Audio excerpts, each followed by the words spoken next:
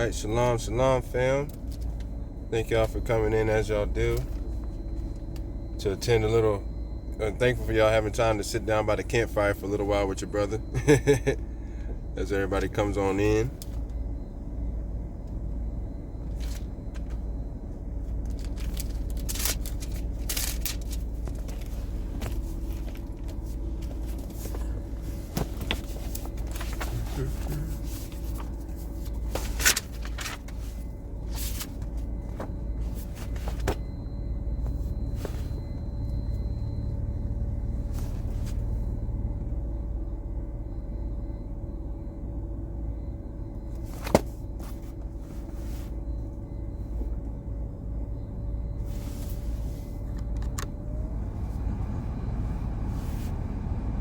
And hopefully it isn't too loud for y'all.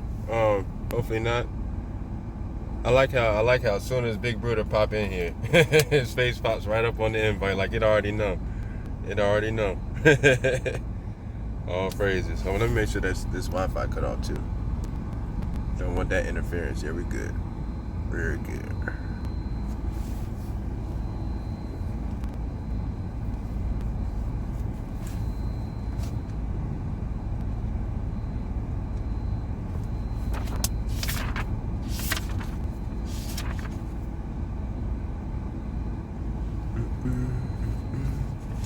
And Shabbat Shalom, everybody coming in.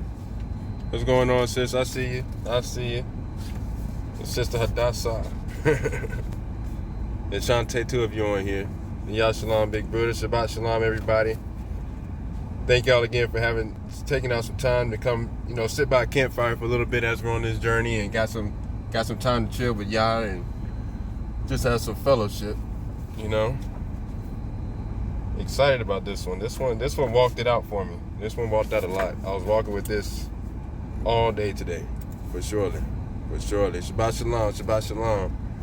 And where we're going to is in Jasher. We're going to take a long time in Jasher. Then we're going to hit the testament of Simeon or SAYMAN and bring it together even more deeper. And now I see why y'all had us kind of start early with Reuben or Ravban and then bring it back around to this. Bringing it together. So we're going to walk through how Jacob met Leah, things like that I was talking to with my sister and my big brother, the righteous counsel that they are. Praise y'all for them. To help open up avenues, that sometimes get clogged up just by overthinking, But it's not overthinking, it's setting yourself up in divine timing. And that's exactly what we should tell ourselves, It all works for his plan and his will. All praises. I gotta check this Testament of Abraham too. I don't know.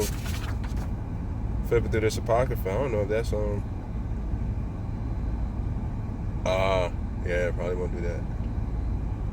Yep, distraction. Shabbat shalom, sis. Shabbat shalom. What's going on?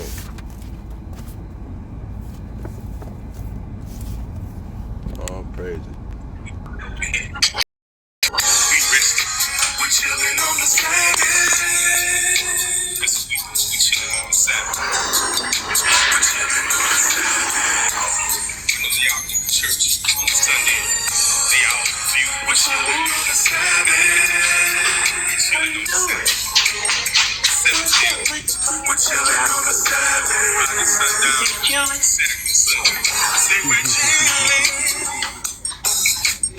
Saturday, while everybody's out doing what they want to do. We're reading scripture and singing to the Most High, 'cause we know the law and we keep the Father's holy commandments. So let people say what they want to say. Let them mock you for keeping His day, yeah. We gon' be ready when Christ returns. They be having church on the wrong day, and they despise everything that we say, yeah. Even when we show them in the holy word. The fourth commandment says, remember the Sabbath and keep it holy, and we should always honor the Most High.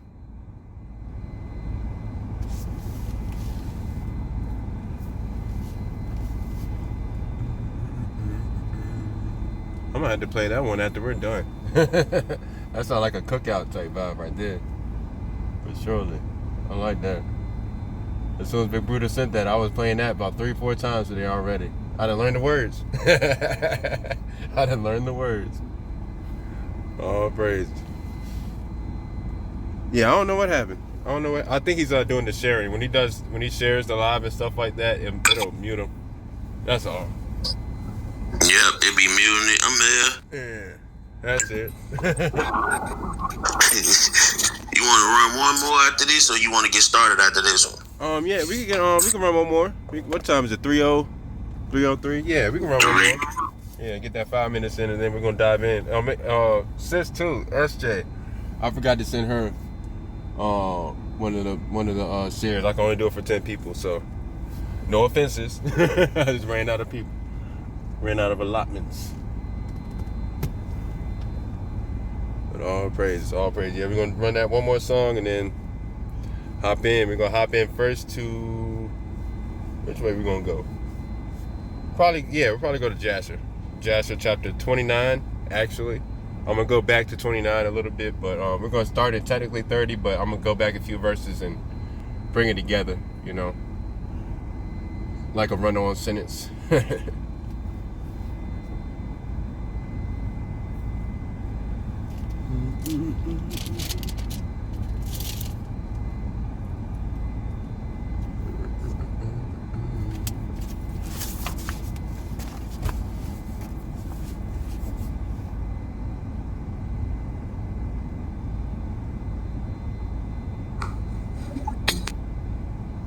The music. No,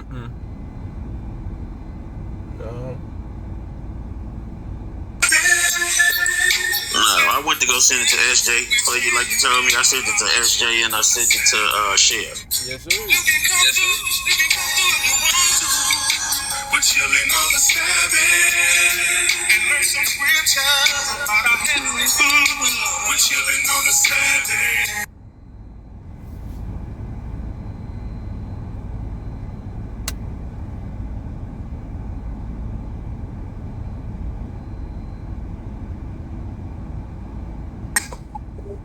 Okay, I figured it out now. Well, it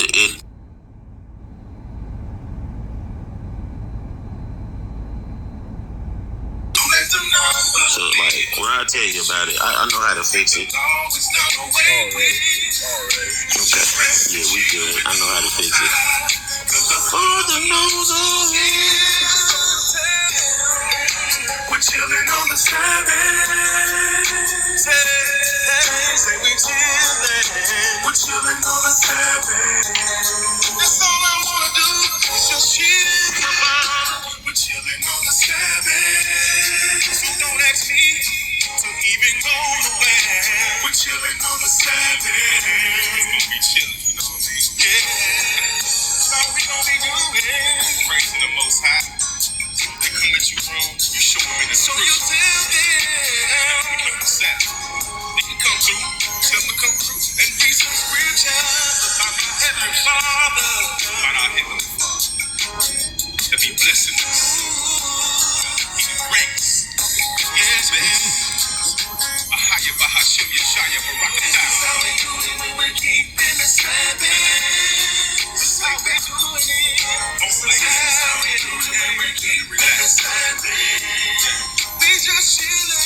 This is how we do it when we're keeping the Sabbath. This is how we do it when we're keeping the Sabbath. So pour you some wine and chill some more. Some wine when the sun go down. Yeah. After the Sabbath. Bless y'all. Shalom.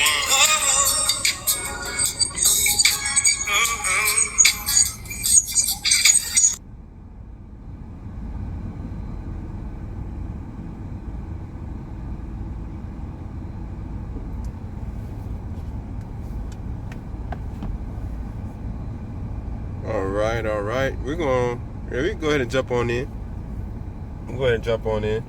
Appreciate you, Big Bruder. Absolutely, sir. Yes, sir. We're gonna jump right in with prayer and get this walking going.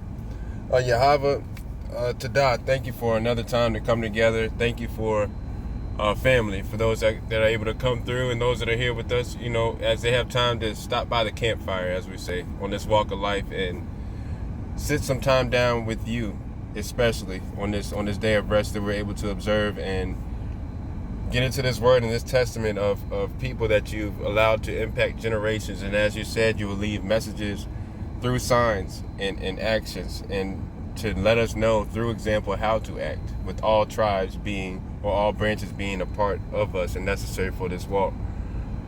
Just praying for a clear mind for everybody to receive what it is, and as Holy Spirit moves around, to interject and to speak when she speaks to us with an open ear. And Tada, also again, as you bend your ear to us in this time where we're gathered together, we know your presence is as well.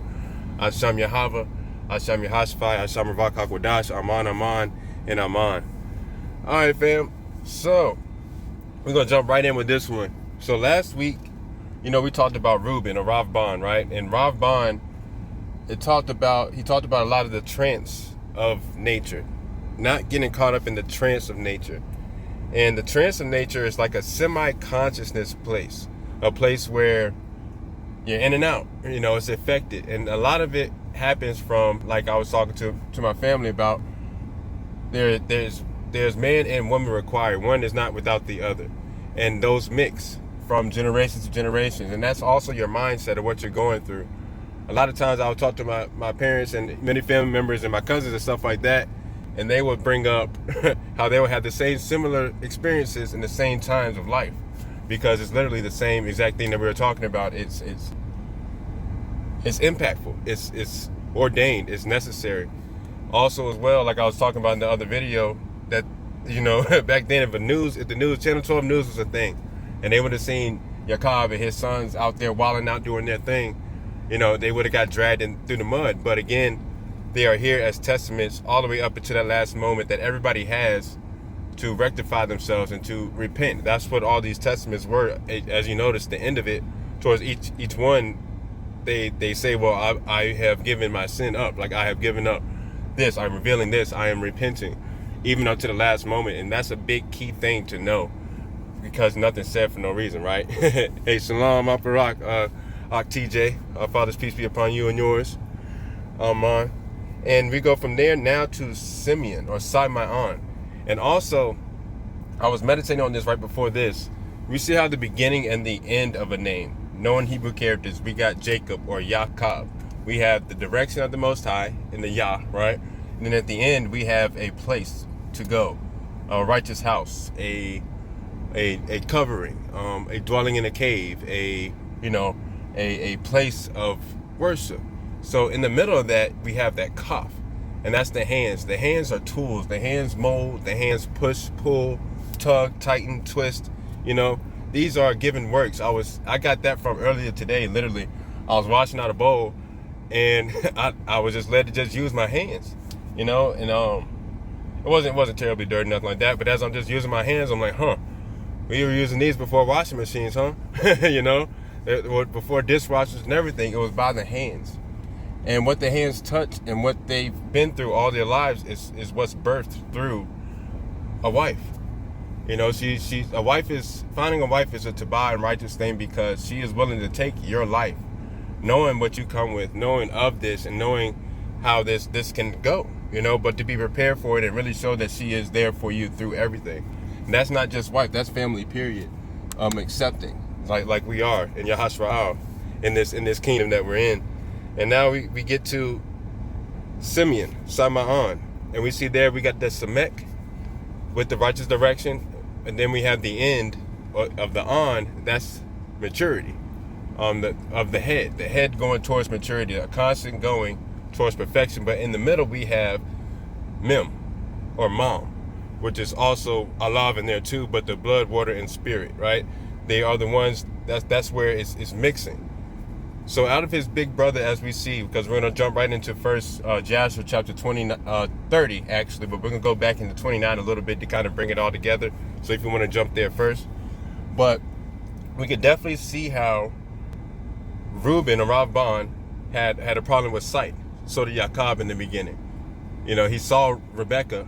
He saw Rachel, and chose, and ended up with Leah out of a misconception because of Laban and things like that. We'll get right into it, but from there to his little brother as well. We're gonna stay with Leah because, La'ah as well, but we're gonna stay with that because, you know, these are her sons, the first ones that were born, and these are the ones that tell us in characteristic how we're supposed to roll, right? And Leah, or La'ah, meaning, what's that? Lamed, Alav, Hey. So there's a back and forth, right? There's a oh man, where is it? Aha. I'll be jotting down notes everywhere. Boom. Leah, meaning exhausted, weary, also delicate. And she also had Dinah, you know, and her going through these things, tender-eyed also meaning crying a lot. All this coming into effect as we read. Keep all this in mind as we read as well.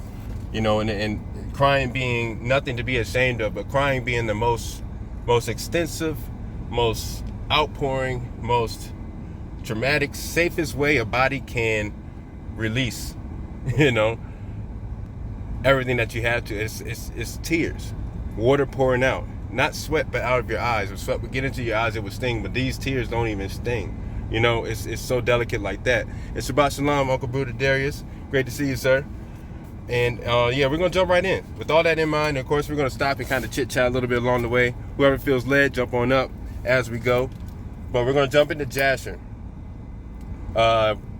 Actually, no, I'm sorry. We're gonna go back a little bit before that. Yeah, we're gonna start in Jasher 28, verse, let's see, 24. Yep, chapter 28, verse 24. We're gonna start there, and we're gonna read through chapter 31. We're just gonna read right on through.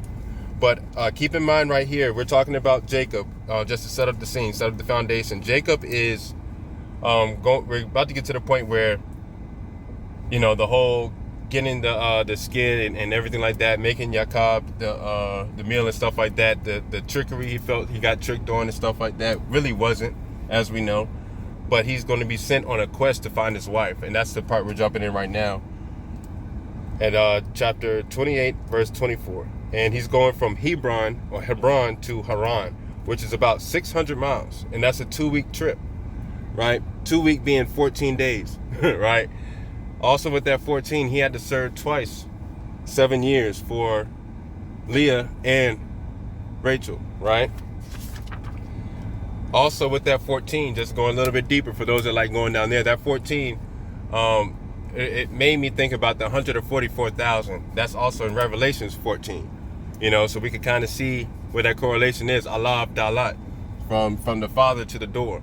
All these things running together, you know, it's kind of cool. That's not kind of cool. It's extremely cool to see those type of things as you're reading through.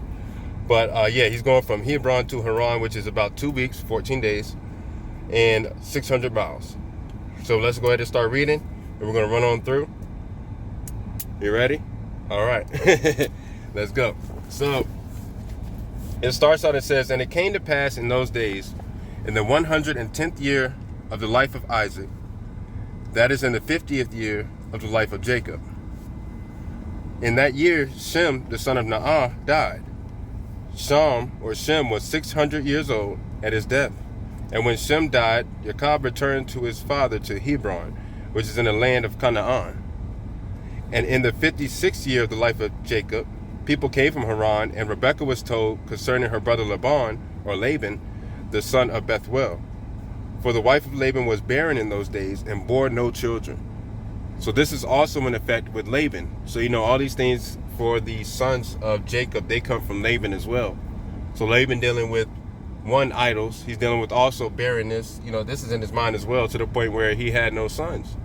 So he saw Jacob, and his first thought, you know, like we were talking about before with my sister and everything like that, the great way to do this when you're studying and reading is to, 14 is also deliverance, salvation.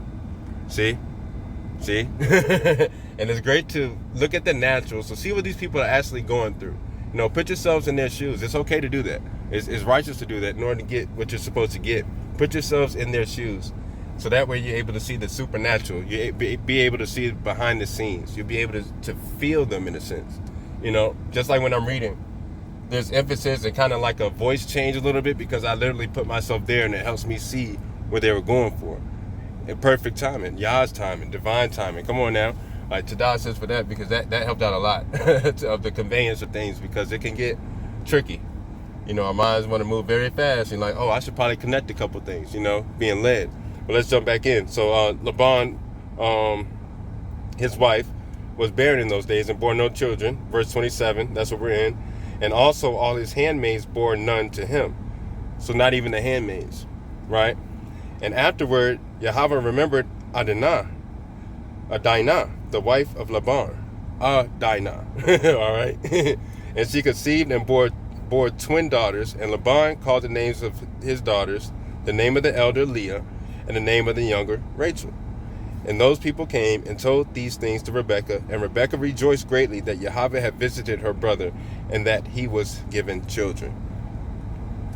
So keep in mind as well, Jacob being sent to Laban, this is where we're about to get into it now.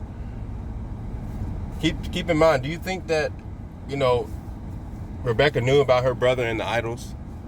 Do you think that she knew about his iffiness? You know, they didn't want them marrying into the daughters or wives of a certain people, right? As it was written.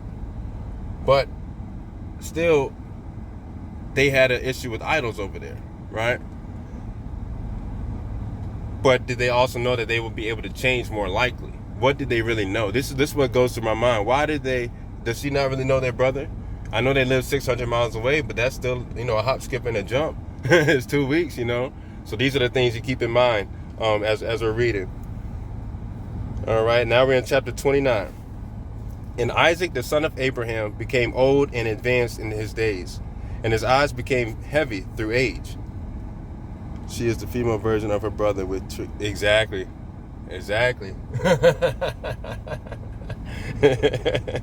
Way better than us at it, I'll tell you that. They were dim and could not see. Verse 2. At that time Isaac called his son Esau. So this is the part we're getting to, saying, please get your weapons, your quiver, and your bow. Rise up and go out into the field and get me some venison, and make me a savory meat, and bring it to me that I may eat, in order that I may bless you before my death, as I have now become old and gray-headed. And Esau did so. And he took his weapon and went out into the field to hunt for venison, as usual, to bring his father as he had ordered him, so that he might bless him, for him being a great, great hunter. Verse 4, and Rebekah heard all the words that Isaac had spoken to Esau, and she hastened and called her son Jacob, saying, thus your father spoke to your brother Esau, and thus I heard. Now therefore hasten, and make that which I will tell you. Please rise up and go to the flock, and fetch 2 fine kids of the goats. And I will get the savory meat for your father, and you will bring the savory meat that he may eat before your brother will have come from the chase, in order that your father may bless you. And Jacob hastened and did as his mother had commanded him, and he made the savory meat and brought it before his father, before Esau had come from his chase. And Isaac said to Jacob, who are you, my son? And he said, I am your firstborn Esau.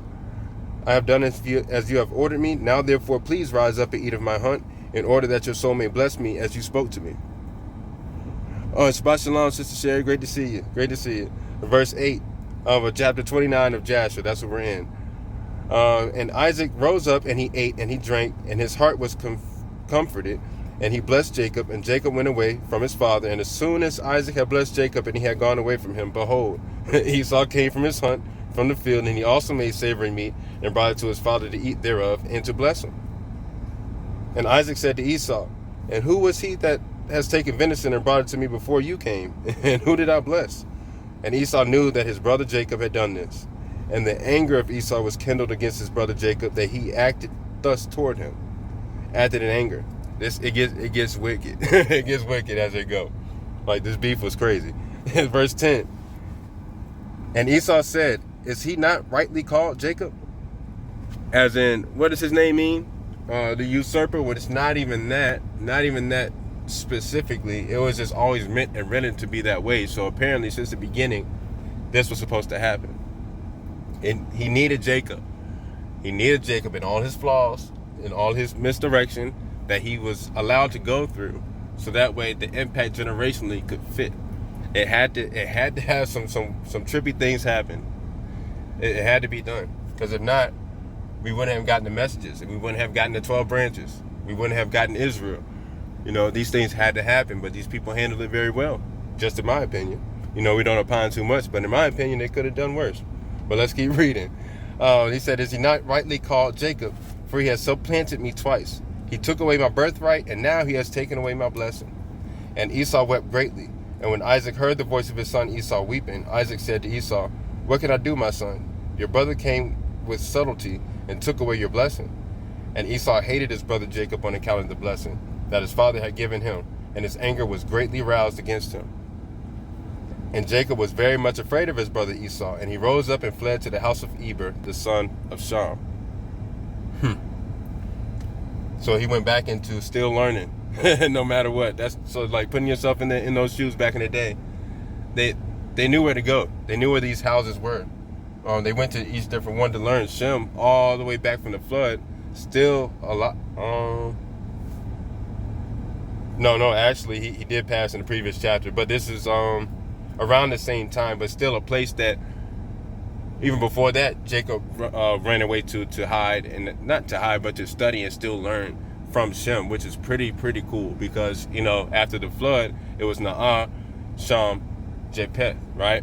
And their families, wives, and stuff like that. But it was still awesome just to see that, just to see how close Jacob, Yaakov, really was to Shem, or Sham, the authority, the name, the authority which is the name, right? Let's keep on reading. We're at verse 11 of chapter 29.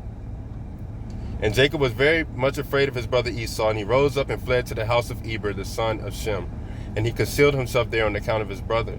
And Jacob was 63 years old when he went out from the land of Canaan, or Canaan, from Hebron, or Hebron. And Jacob, or Yaakov, was concealed in Eber's house, Abar's house." I'm going to kind of go back and forth so these things can sound familiar. For 14 years. See, another 14 that popped in there, right? So let's go back a little bit, you know, get that study in. So it says, verse 11, "And Jacob was very much afraid of his brother Esau, and he rose up and fled to the house of Eber, the son of Shem, and he concealed himself there on account of his brother.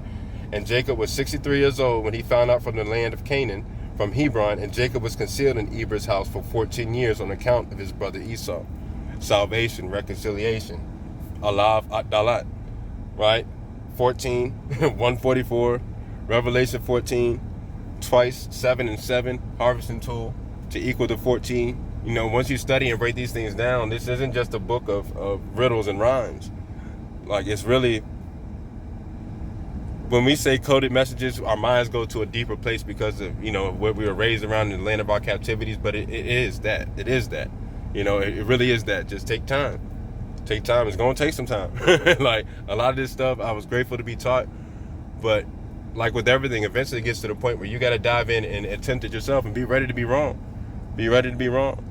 Hey, shalom, brother. What's going on, Shepherd? Great to see you, Don. It's part of the process. It is. But we got family around. But let's keep on going. But see, that 14 keeps coming in for a reason. It sticks out. It makes me look at things. Once I looked up 144 and I saw that it was Revelation 14, because sometimes I don't know every chapter and verse verbatim. A lot of times I don't. That's just the way it is. But just to see that, and to see that stick out, that means something. That echoes in faith. But let's keep on reading. Let's see what verse we're in. That was 11. Yep, and he continued to learn the ways of Yahweh and his commandments there. Verse 12. "And when Esau saw that Jacob had fled and escaped from him, and that Jacob had cunningly obtained the blessing, that Esau grieved exceedingly, and he was also vexed at his father and mother. And he also rose up and took his wife and went away from his father and mother to the land of Seir, and dwelt there. And Esau saw a woman from among the daughters of Heth, whose name was Basmath, the daughter of Elon the Hittite." We already know about them, right? "And he took her for a wife in addition to his first wife." Already some mixed up stuff. Already, but these things happen. "And Esau called her name Adah, saying," sorry, I had to hit OK real quick, saying,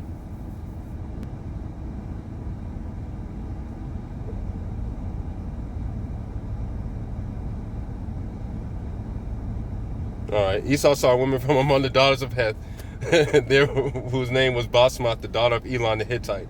And he took her for a wife in addition to his first wife, and Esau called her name Adah.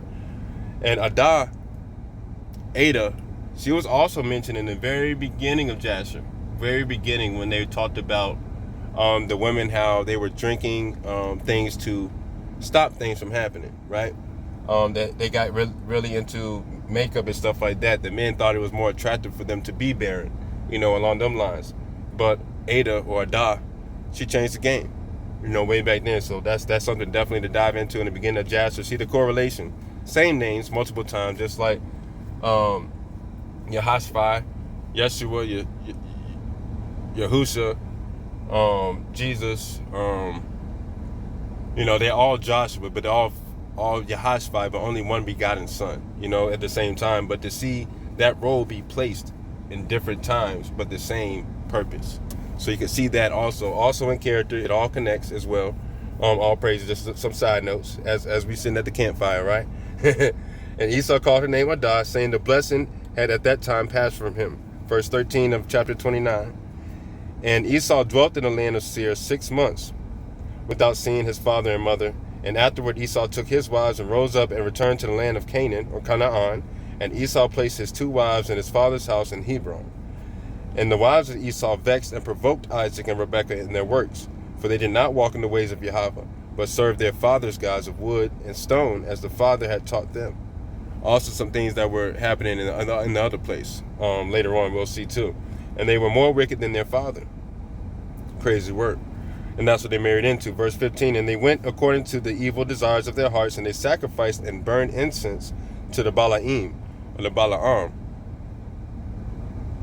or Baalim, Baal, right? Which is the same line. Okay, Ravak, I see what you did there. I didn't say it wrong, but the same line, right? And Isaac and Rebekah became very weary of them. And Rebekah said, I am weary of my life because of the daughters of Heth. She's weary of her life. She's weary of what's really going to continue. But she knows in the sense that it has to be something difficult, and it has to be a family. As we know, people take it drastically weird nowadays because our minds were trained to go there, but they are just simply in the same belief family. That's how it went. But it stressed her because they weren't going to listen. She knew that. They weren't going to listen. It was written that they shouldn't marry into the wives that were over there for a reason. At least over here, that tells us as well that we have chances to mess up. Don't take all of them, but there's going to be things that we could better work out because we're better set in stone, previously already called to this, as we are all gathered together, right? Let's keep on reading. And it says, if Jacob takes a wife from the daughters of Heth, such as these, which are the daughters of the land, what righteousness or what good then is life to me? What is being carried out, right? Verse 17, and in those days Adah, the wife of Esau, conceived and bore him a son. And Esau called his name, or the name of the son that was born to him, Eliphaz. And Esau was 65 years old when she bore him. Verse 18, and Ishmael, the son of Abraham, Ishmael, right, of Abraham died in those days, in the 60th year of the life of Jacob. And all the days that Ishmael lived were 137 years, and he died.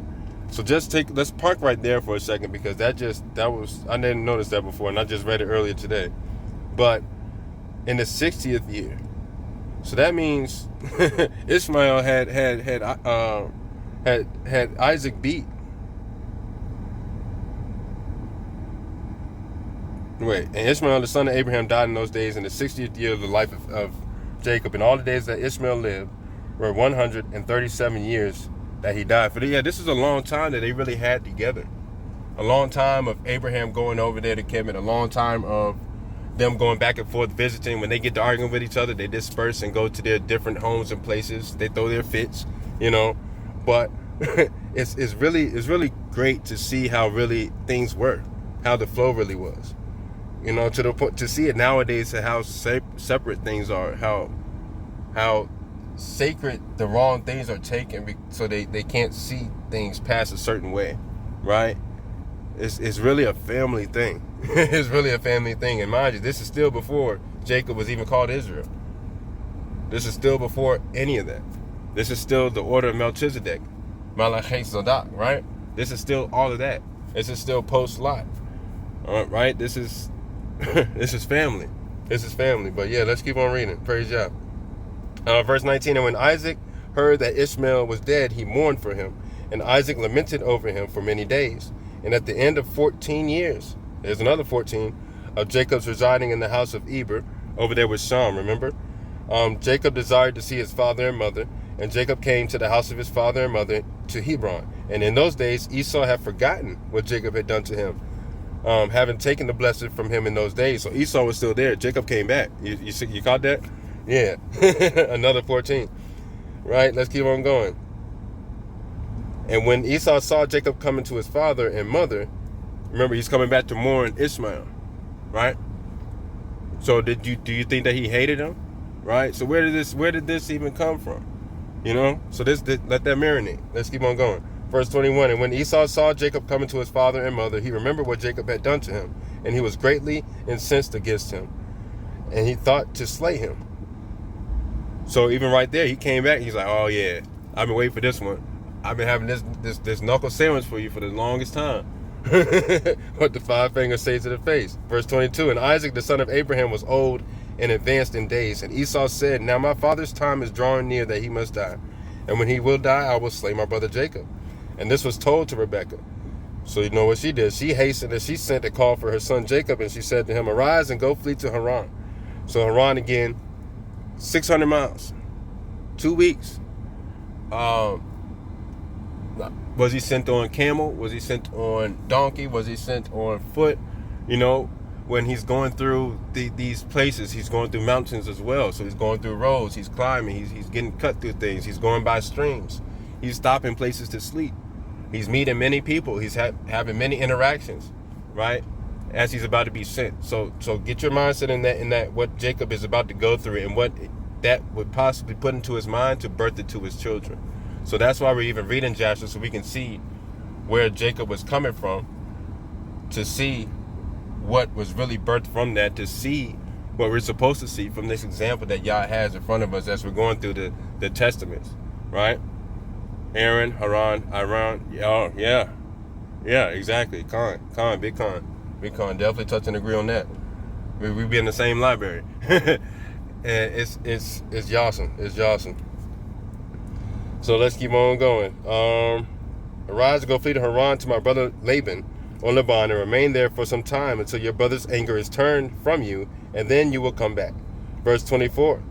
And Isaac called to Jacob and said to him, do not take a wife from the daughters of Canaan, for thus our father Abraham commanded us according to the word of Yahweh, which he had commanded him, saying, to your seed I will give this land, and if your children keep my covenant that I made with you, then I will also perform to your children that which I have spoken to you, and I will not forsake them. Right? Now therefore, my son, listen to my voice, to all that I will command you, and refrain from taking a wife from among the daughters of Canaan. To refrain, we don't need all that in the bloodline. We don't need that to be mixed in. You know, everybody already got their own sin. Everybody's already not perfect. Let's be a little decent about it. You know, let's keep reading. Arise and go to Haran, the house of Bethuel, your mother's father, and take a wife for yourself from there, from the daughters of your mother's brother Laban or Laban. So again, out of that house, out of the believers.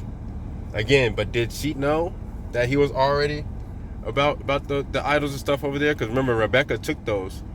Really, if you think about it, was anybody really even that confident in what they were doing, in the direction that they were going? Because Leah was in on tricking them. Rebecca did what she wanted, taking idols, you know, not really listening to Jacob. Jacob not even really putting himself out there like that. There's a lot of hesitancy.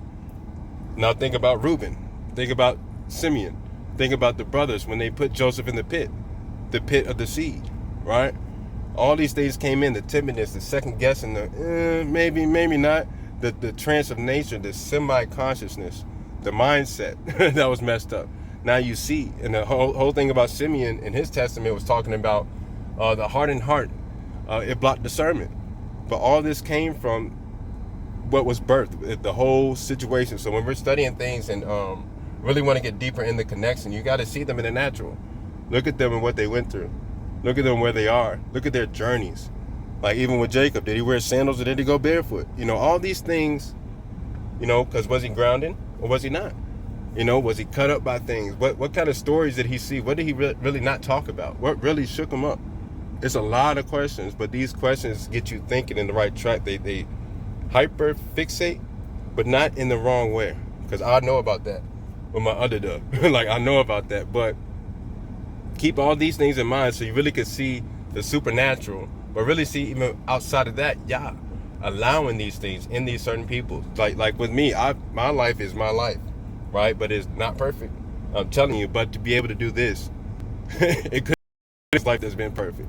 You feel me? So I know we don't, but a lot of people will just take this thing and try to run it through the mud and stuff like that, and can't really see some things. But that's what we're here for. That's why we get a better connection, because if we don't, we won't be able to tell them, right? But we're going to keep on reading. Verse 26 of chapter, where are we at? 29. Therefore, take heed lest you should forget Yahweh your Elohim and all his ways in the land which you go, right? And should not get connected with the people of the land. And pursue vanity and forsake Yahweh your Elohim. But when you come to the land and serve the Lord there, or Yahweh there, do not turn to the right or to the left. Do not be in semi-conscious mode. Don't turn to the right or to the left. So that makes me think now, maybe they did know a little bit what was going on over there. Maybe they were aware of some things to tell him, when you go over there, you're going to see some trippy things. But don't look to the left or to the right. Serve Yah there. Serve Yahweh there. Serve your way out. I was listening to Kofi about that yesterday, last night. Like, serve your way out, and that came in right here. That's cool. That's pretty cool. But yeah, but make sure when you go there, don't look to your left or to your right. But be ready and prepared for some things. So maybe they did know, you know, and maybe they had to send him into those things, and knowing that at least they would have half a mind to listen, pun intended. Like, they would have half a mind to listen at least. We could send him over there, but if he go over here to the wise over here to Heth and Canaan, he don't stand a chance. But we ain't gonna tell him nothing. We ain't gonna tell him Nathan. He's gonna have to watch paint dry. So we're gonna send him over there through these journeys, and like everybody went through one. Now that I think about it, everybody. I mean, duh, right? But everybody went through an extensive journey. Like, this is a 2-week journey, mind you. He's 60. That doesn't mean anything to us now. Well, to them then, it means more to us now. They were obviously in a different setting, but you know, up there, he wasn't just 15, you know, stuff like that. But it's probably a way that he's used to taking anyway. He's probably visited there before, maybe, who knows, right? But at this time, he had children. He had Leah and Rachel. So this was, he never met them before, you know. So let's keep on going. Yeah, we don't go to the right or to the left. From the way which I commanded you and which you learned, even in the house of Sham. So that makes me think there, all right, if he had to go right to the source like that, then he was probably ready to go through something real. There was a great shift that was about to happen. There was a great 12 sons that was about to come out of this. But you're gonna need the worst of the worst and the best of the best and the thorough of the thoroughness. Just go ahead over there to Shem. You know, Yah sent him over there to Shem, over there to Sham to learn in his house in Eber. But over there, right? Knowing that Noah was the only one since the flood. So this is literally source from source, literally, you know. Verse 28 of chapter 29, and may the Almighty Elohim grant you favor in the sight of the people of earth, of Arad, that you may take a wife there according to your choice. Salah, one who is righteous and upright in the ways of Yahweh. And may Elohim give you and your seed the blessing of your father Abraham, and make you fruitful and multiply you, and may you become a multitude of people in the land where you go, and may Elohim cause you to return to this land, the land of your father's dwelling, in peace, right? Altogether, peace, with children and with great riches, with joy and with pleasure. Verse 30, and Isaac finished commanding Jacob and blessing him, and he gave him many gifts, together with silver and gold, and he sent him away. And Jacob listened to his father and mother, right? So he sent them off with sustenance. And that, all praises, all praises. He sent them away with everything that he needed. So he knew what this journey was about to be on. And he sent them out with gold and silver. Let's keep on going. I knew that was about to pop up. Boom, boom. All right. He gave him many gifts together with gold and silver, so many other things. And then he sent them away. And Jacob listened to his father and his mother. He kissed them and arose and went to Padan Aram. And Jacob was 77 years old. Correction, 77 years old when he went out from the land of Canaan. That's another 14 if you put that 7 and 7 together. From Beersheba. Great day. That must mean something, y'all. Apparently. Verse 31. And when Jacob went away to go to Haran, Esau called to his son Eliphaz and secretly spoke to him, saying, now hasten, take your sword in your hand, because, Esau ain't forget. He's been waiting for this. He's like, well, that ain't happen first. I'm going to catch him when he walks out of here. And pursue Jacob and pass before him in the road and lurk for him and slay him with your sword in one of the mountains. So therefore he's going through mountains. Like he had to go through a lot of terrain, a lot of thoughts in his mind, a lot of thoughts. I can imagine the thinking and the noise and the quiet moments and the seclusiveness, going through the wilderness, climbing mountains. But the mountains will be made molten under him, and the valleys will be cleft. They will be divided, right? But all this had to happen. Don't be afraid of the wilderness. Again, this is where he's closest to the Most High. He's on his mission. He's about to change up his life. Let's keep going. And take everything belonging to him and come back.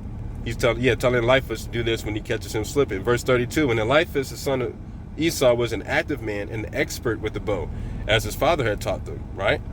And he was a noted hunter in the field and a valiant man, like his father taught him to be. Verse 33, and Eliphaz did as his father had commanded him, and Eliphaz was 13 years old at this time. Great day. And Eliphaz rose up and went and took 10 of his mother's brothers with him. 10 of his mother's brothers. So you know where they came from. Hey, Shabbat Shalom, Brother Cobra. He took 10 of his mother's brothers with him. So they are already bad news, right? They already banded up with bad news and pursued Jacob, and they closely followed Jacob, and he lurked for him in the border of the land of Canaan, opposite of the city of Shechem. If we know about those two places. So right on the line, and that means a lot too, of their land and their division. You'll catch them right there, that last little test. That last test, what else is tested? In the hands. Jacob. What's in the middle is the main characteristic of his life. Again, the potter and the clay. How does a potter work the clay? With the hands. Hands are a tool that's deep. It's deep in the meaning, especially when you dive in a rabbit hole. Because it's fun to my mind. Verse 34. He closely followed Jacob, and he lurked for him in the border of the land of Canaan, opposite to the city of Shechem. And Jacob saw Eliphaz and his men pursuing him, and Jacob stood still in the place in which he was going. He said, hold up. Right? In order to know who this was, for he did not know the thing. And Eliphaz drew his sword as he's coming at him. So Jacob just sitting there watching, like, who is this coming out the cut? Do I got problems with these people? Do they know my people? Are these beefing with my people? Like, this is real life. Put yourself there. Put yourself in his shoes. I've been in situations, to look over my shoulder a couple times. Like I said before, coming into a position like this, and like we all are in, we can't have the perfect life. Y'all, he can, but it's easier for those that need help to get help than those that think they don't need help. But altogether, this brought out things again. Like his brother really, literally tried to off him. Like Jacob's been through a lot right now. He's seen his grandfather and what's happened over there. But still never looked at his family a different way. But he stood his ground. He kept things peaceful no matter what. No matter what. Now let's keep going. He drew his sword and he went on advancing, he and his men toward Jacob. And Jacob said to them, what are you doing that you have come here? Like, what is this about? Who you with? And what do you intend to do? And what do you intend that you pursue with your swords? And what you going to do with that thing? Like, I can kind of hear Jacob like, all right, what this about and what you think you finna do with that? Like, let's talk about it. Verse 36, and Eliphaz came near to Jacob, and he answered and said to him, thus my father commanded me. It's like, Pops told me to do this. And now, therefore, I will not deviate from the orders which my father gave me, which is righteous. And when Jacob saw that Esau had spoken to Eliphaz to employ force, Jacob then approached and supplicated Eliphaz, because he knew this is what family does. It could be as messed up as all get out is, but if he say do it, he gonna do it. Like, I'm cool with people and tight with people. If they're wrong, loud and wrong, I'm gonna let them be loud and wrong. But when we get to the side, I'm gonna pull them to the side like, hey, you were tripping, right? Like, you was all the way wrong for that, right? But as we hear right now, but Jacob knowing principle, Jacob knowing the works of his hands, Jacob knows the works of Abba, Yah's hands, even more tightly, more interwound because of Shem in his house, right? The son of Noah, right? All this coming together. He saw Eliphaz, and he's like, yeah, his pops is definitely about that life. You know, he's skilled. He ain't no slouch. And if he told you to do something, I know how y'all roll. You go and do it. All right. So I ain't gonna think you're not gonna use that. Okay. All right. So apparently this is what this gold and silver was for. Let's keep on reading. Verse 37. Behold, behold, all that I have, and which my father and mother gave to me, take that to yourselves and go from me, and do not slay me, and may this thing be accounted to you righteousness. Verse 38, and Yahweh caused Jacob, or Jacob, to find favor in the sight of Eliphaz, the son of Esau, and his men, and they listened to the voice of Jacob. So even right then, boom, Jacob just controlled these people. You feel me? So like, even right then, he's growing, he's getting stronger right now. But all this, again, is in him, in his flesh, in his blood, water, and spirit, which is going to translate with his wife and everything that they have, everything they're coming up with. But let's keep going. And they listened to the voice of Jacob, and they did not put him to death. And Eliphaz and his men took all belonging to Jacob, together with the silver and gold that he brought with him from Beersheba.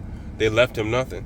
And Eliphaz and his men went away from the city, and they returned to Esau to Beersheba. And they told him all that had occurred to them with Jacob. And they gave him all that they had taken from Jacob. And Esau was indignant at his son Eliphaz and at his men that were with him, because they had not put Jacob to death. And they answered and said to Esau, because Jacob supplicated us in this matter not to slay him, our pity was excited towards him. It was only righteous. So even then, you know, there's still a bottom line of things, even though it gets twisted up. But, you know, Esau's mind is pretty far gone, you know. But Esau took all the silver and gold which Eliphaz had taken from Jacob, and he put them away in his house. He didn't even take them back to mom and dad. You know, knowing where this came from, knowing it came off Jacob, who would have gave it to Jacob, right? That he really turned against his mother and father. With all these being treated, you know, stuff like that, even what his mother and father went through, there's a lot of that coming into play here too. Verse 42, and at that time when Esau saw that Isaac had blessed Jacob, and had commanded him, saying, you will not take a wife from among the daughters of Canaan. And the daughters of Canaan were bad in the sight of Isaac and Rebekah. Then he went to the house of his uncle Ishmael. In addition to his older wives, he took Machlath, the daughter of Ishmael, the sister of Nebaioth, for a wife. So he's crossing lines. He's crossing lines in the wrong way. In the wrong way. Even in a place where there are righteous people, there are righteous standards, and he still causes so much division, right? Let's keep going. Chapter 30. And Jacob went out, continuing his way to Haran. So he got through that. He's still going through the mountains, right? Because he just got caught up off the trail in the mountains. So he's still going. Imagine that part, right? And he came as far as Mount Moriah, another mountain.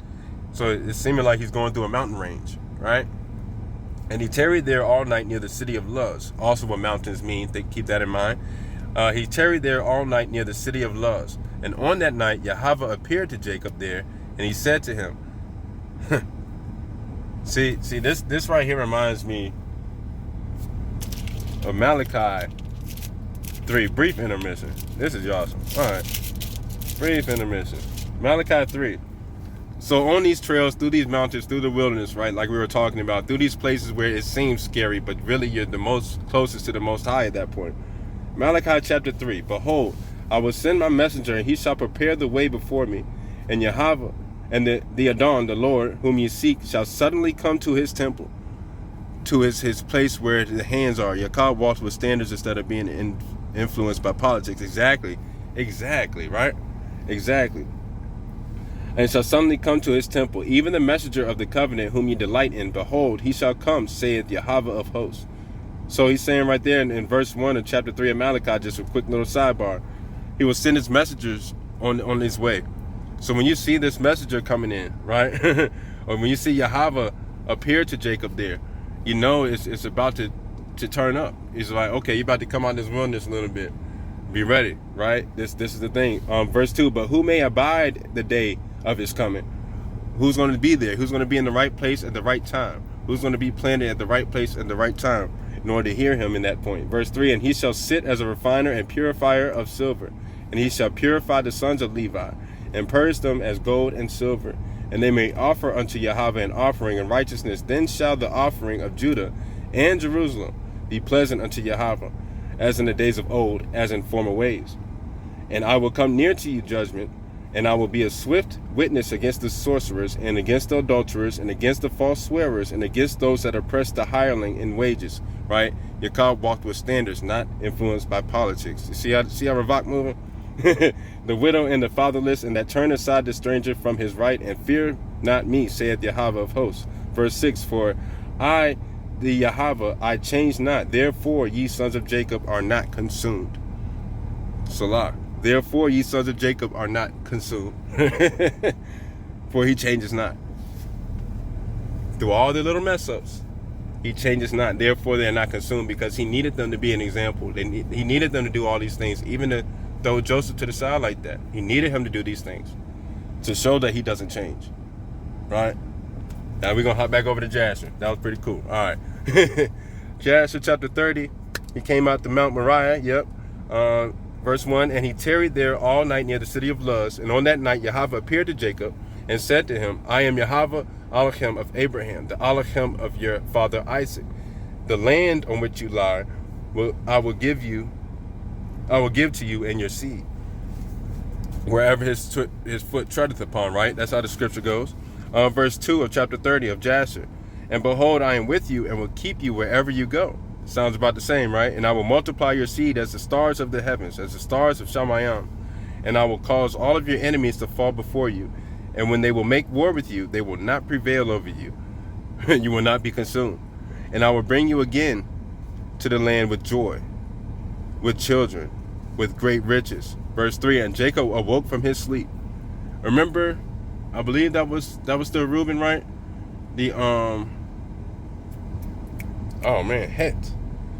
division between what we see as reality in the place that we can easier receive Yahweh's will if we're able to jot down what we just dreamed about. So there's a line there. There's a line there. I believe. Let's go back and actually read it. That'll probably be smarter. 12 patriarchs. Reuben. I remember where it was. That photograph from memory going to take me right back to the spot. Boom. It says, besides all these, there is an eighth spirit of sleep, with which is brought about the trance of nature, the image of death. You know, with these spirits are mingled the spirits of error in that point of sleep. So at that point of sleep, still being in the right position, still with the handwork right, you know, with the left, right, you know, up, down, circle, triangle, all that stuff, right? Just keeping this in mind. These things carry over in consistencies. They carry over in studies. They carry over in meaning. Same meaning, different place. More intense because it's been dragged across more space. Picking up what I'm putting down. So each time we see it, it hits more and more and more, just like all those 14s we were seeing. And each time he's getting further in his story. Each time that's going to hit a little harder. You know, go back and dive in on that some more. It's pretty cool. Seek to be lucid even when dreaming. Exactly. Ask for signs, you know. A lot of times, okay, I'm able to say this, but with my personal, with my dreams and stuff like that, you know, I'll tell y'all, like, well, I won't tell them, but you know, I talk to them. Some might not get my terminology I got with Pops, but you know, I talk to them. I'm like, hey, if there's anything I'm missing, if there's something you really want me to see, I'll be ready. I'm about to go to sleep. Just send it to me in a dream. I promise you, I'll wake up and I'll write it down. And then go back to sleep. Like, but I got you. Like, I promise you. And it happens like that. Like, verbatim. Every time. And I just feel I need to say that. So I'm just triggering something that's already there in that hect, in that sleep. Right? But just going back to chapter 30, verse 3. That was a little sidebar. And Jacob awoke from his sleep. And he rejoiced greatly at the vision which he had seen. And he called the name of that place Bethel. Or Bethal. Verse 4, and Jacob rose up from that place quite glad. And when he walked, his feet felt light to him for joy. And he went from there to the land of the children of the east. So at that time, we now see Jacob is feeling like what? All right, he made it through all this. His brother tried to off him. Then he sent his son at him. He's just 13. Could have plucked him in the forehead, you know. Let's not think Jacob was any slouch, right? But then he goes now, he goes to sleep and he gets a dream from Yah. Like he hears from Yah. and tells him that he's on the right path, because he was probably thinking semi-consciously, right? He was probably thinking before he even met Leah. He was probably thinking semi-consciously. So Leah already thinking like that, him already thinking like that. Now we see why Reuben's vision was messed up when he seen Bilhah in those waters, right? And now we see when we read Simeon, SAYMAN, he talks about his heart being hardened. Now we see why, right? Children of the east, and he returned to Haran and sat by the shepherd's well. Verse 5 of chapter 30 of Jasher. And there he found some men going to Haran to feed their flocks, and Jacob made inquiries of them. So he got to the shepherd's well. Everybody know about the shepherd's well. So they all meet here during certain times of the day to feed the flock. They all have shift changes in a sense. So some will come here at this time, some will come here at that time. Remember the woman at the well the Messiah met? She went there at a time when nobody else was there, because in those times the scribes and the Pharisees, they were so used to just outing people instead of seeing that everybody has a chance at the last moment. You can't cast a stone. You got no right to cast a stone about anything. you can observe spirit, but you ain't got no right, if you're doing too much. But yeah, there's time. So when he's coming here when there's all types of shepherds of all different. Here we go with that fallen messenger thing. With the fallen messengers, there's the spirits of all different things, right? Let's keep going. He saw this. Yeah, he came to the shepherd's well, verse 5, and there he found some men going from Haran to feed their flocks. And Jacob made inquiries of them, and they said, "We are from Haran." He said, "Bet." And he said to them, "Do you know Laban, the son of Nahor?" And they said, "We know him, and behold, his daughter Rachel is coming along to feed her father's flock." Right? Like at that point, salam moment.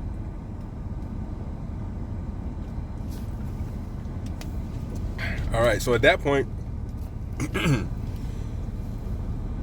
now Jacob sees all these shepherds. Now he's going to see Rachel come with her father's flock. A shepherdess. Not saying that this wasn't a thing. Not saying this wasn't consistent, but think about the quote-unquote rarity. Because even when they call things rare nowadays, it's just because they haven't seen all of them. They'll say this is a rare find of this animal. That's just because you haven't seen all of them. They could be albino, whatever you want to call them. There's plenty of them. You just ain't seen them all. But instead of saying I haven't seen them all, they got to make themselves seem smart. But I digress. But we're coming over here to seeing her coming there with her father's flock. Might seem a little backwards sometimes, right? Not to do that masculinity thing, but that was more so of a male's thing to do, respectfully, right? And to see her come with the flock, which is a great thing, is very attractive in Jacob's eyes, right? Instantly, he sees her at the well, a place where you draw deep for principle. You had to show care and love for these animals. Excuse me. You had to even name them, keep count of them. If they were acting up, she would have to put one on her back, just to discipline them, for however long it took across all these plains and terrains. So she protected herself, so she had to be pretty strong too. So now we can see why Jacob even was kind of like, okay, bet, I think that's my wife, But also knowing how later on he got tricked with Leah first, But did he do his due diligence and checking a lot of things? Probably not. Hold on one sec. I think this puzzle coming up. Yep. One sec. Talking about Rachel. Keep that in mind, because my mind will go off. I'm telling you, it don't take long. Rachel. Okay. So we're seeing Rachel and everything like that. So all these things come together. He's seeing these things. Think about the characteristics. Again, put yourself in the natural, so that way you're able to see the supernatural in these things behind the scenes. So boom. Let's keep on reading. Let's jump back in. She's at the shepherd's well.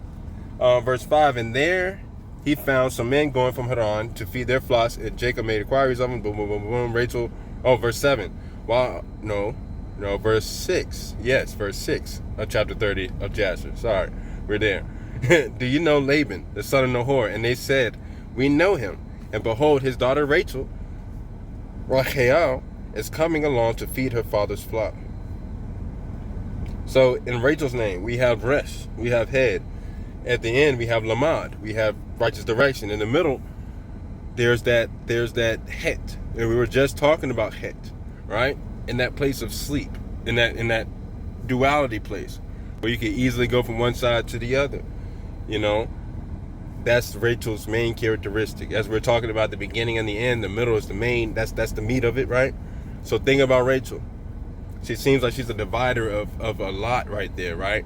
So now we can kind of see how these things come together, especially knowing Hebrew character. We know, all right, a lot was coming in with these 12 sons. No wonder they were all so different. Like, multiple personality disorder, if they want to call it that to the T. That no wonder there's a lot of that going on. But Rachel being that place, that dividing place, God speaking to Jacob in his sleep. You know, God speaks to people in prayer and sleep through messengers and all that stuff. But in that same sleep place, Reuben brought up Het, right? They probably talked about a lot of things. This is where my mind goes, seeing things in the natural, right? Seeing things in the natural, how it all comes together to see the supernatural things is awesome. It's awesome. I can talk about it all day, but we're going to keep reading. While he was yet speaking with them, Rachel, the daughter of Laban, came to feed her father's flock, feed her father's sheep, for she was a shepherdess. And when Jacob saw Rachel, the daughter of Laban, his mother's brother, he ran and kissed her and lifted up his voice and wept. Okay, so boom. With that being said,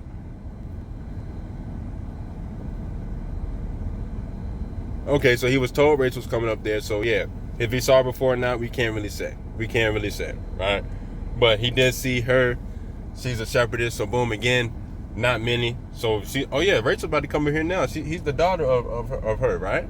Of Laban.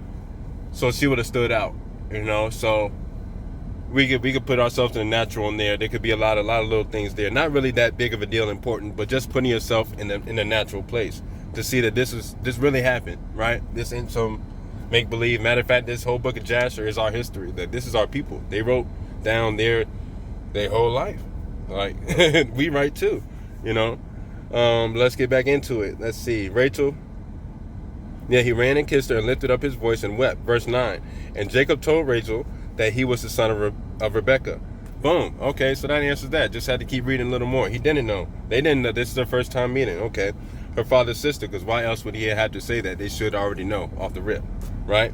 And Rachel ran and told her father, and Yaakov continued to cry because he had nothing with him to bring to the house of Laban, of Laban. So it was practice. It was, you know, you bring gifts, you bring in a dowry, you bring in something when you're going to request or pledge yourself towards a wife, right?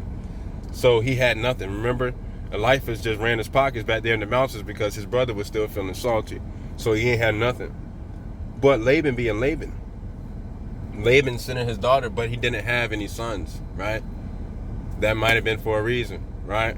Now that this is coming together, real live in time, like he didn't have any sons either, but sending his daughter out, and now seeing that Jacob doesn't have anything, you know, technically should have told him to go away and come back. Maybe, you know, it wouldn't have been evil. It would have been righteous, you know, because you're supposed to come with a dowry, no matter how close you are, how distant you are, how long we've known each other's people. You know, this is supposed to happen. It's ordained order. Even in marriage and stuff like that, you don't go to nobody that's broke, you know, not even to be too into all that, but broke in spirit, you know, even in change, if you want to go there. But, you know, just in general, there shouldn't be nothing broken about this man coming into this house. But yet Laban accepts that. So now in my mind, okay, he's about to take advantage of bro in some type of way. And he later did, you know, and didn't tell him really what was going on. So let's read into that. Verse 10, and when Laban heard that his sister's son Jacob had come, he ran and kissed him and embraced him and brought him into the house and gave him bread, and he ate. So now he's eating the bread, the leavened bread of Laban's house. Laban's house now has these idols and stuff like that in the midst and everything like that. Also, you know, they threw Leah in there because it was their custom. So again, his mom and dad had to know a little bit of something because it was their custom for the eldest to go before the youngest. So accepting him there, knowing that, not just yet.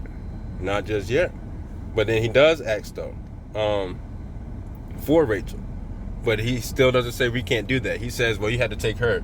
Well, he makes that happen, right? He makes that happen willingly. She does it willingly.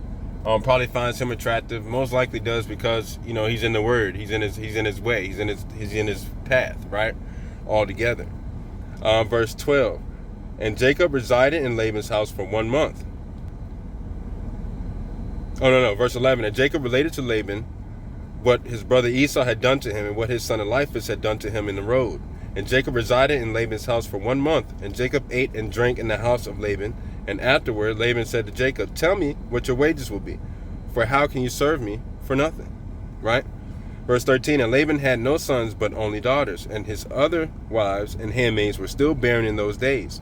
And these are the names of Laban's daughters, which his wife Adinah had borne to him. The name of the elder was Leah, and the name of the younger was Rachel. Right? And Leah was tender-eyed. See?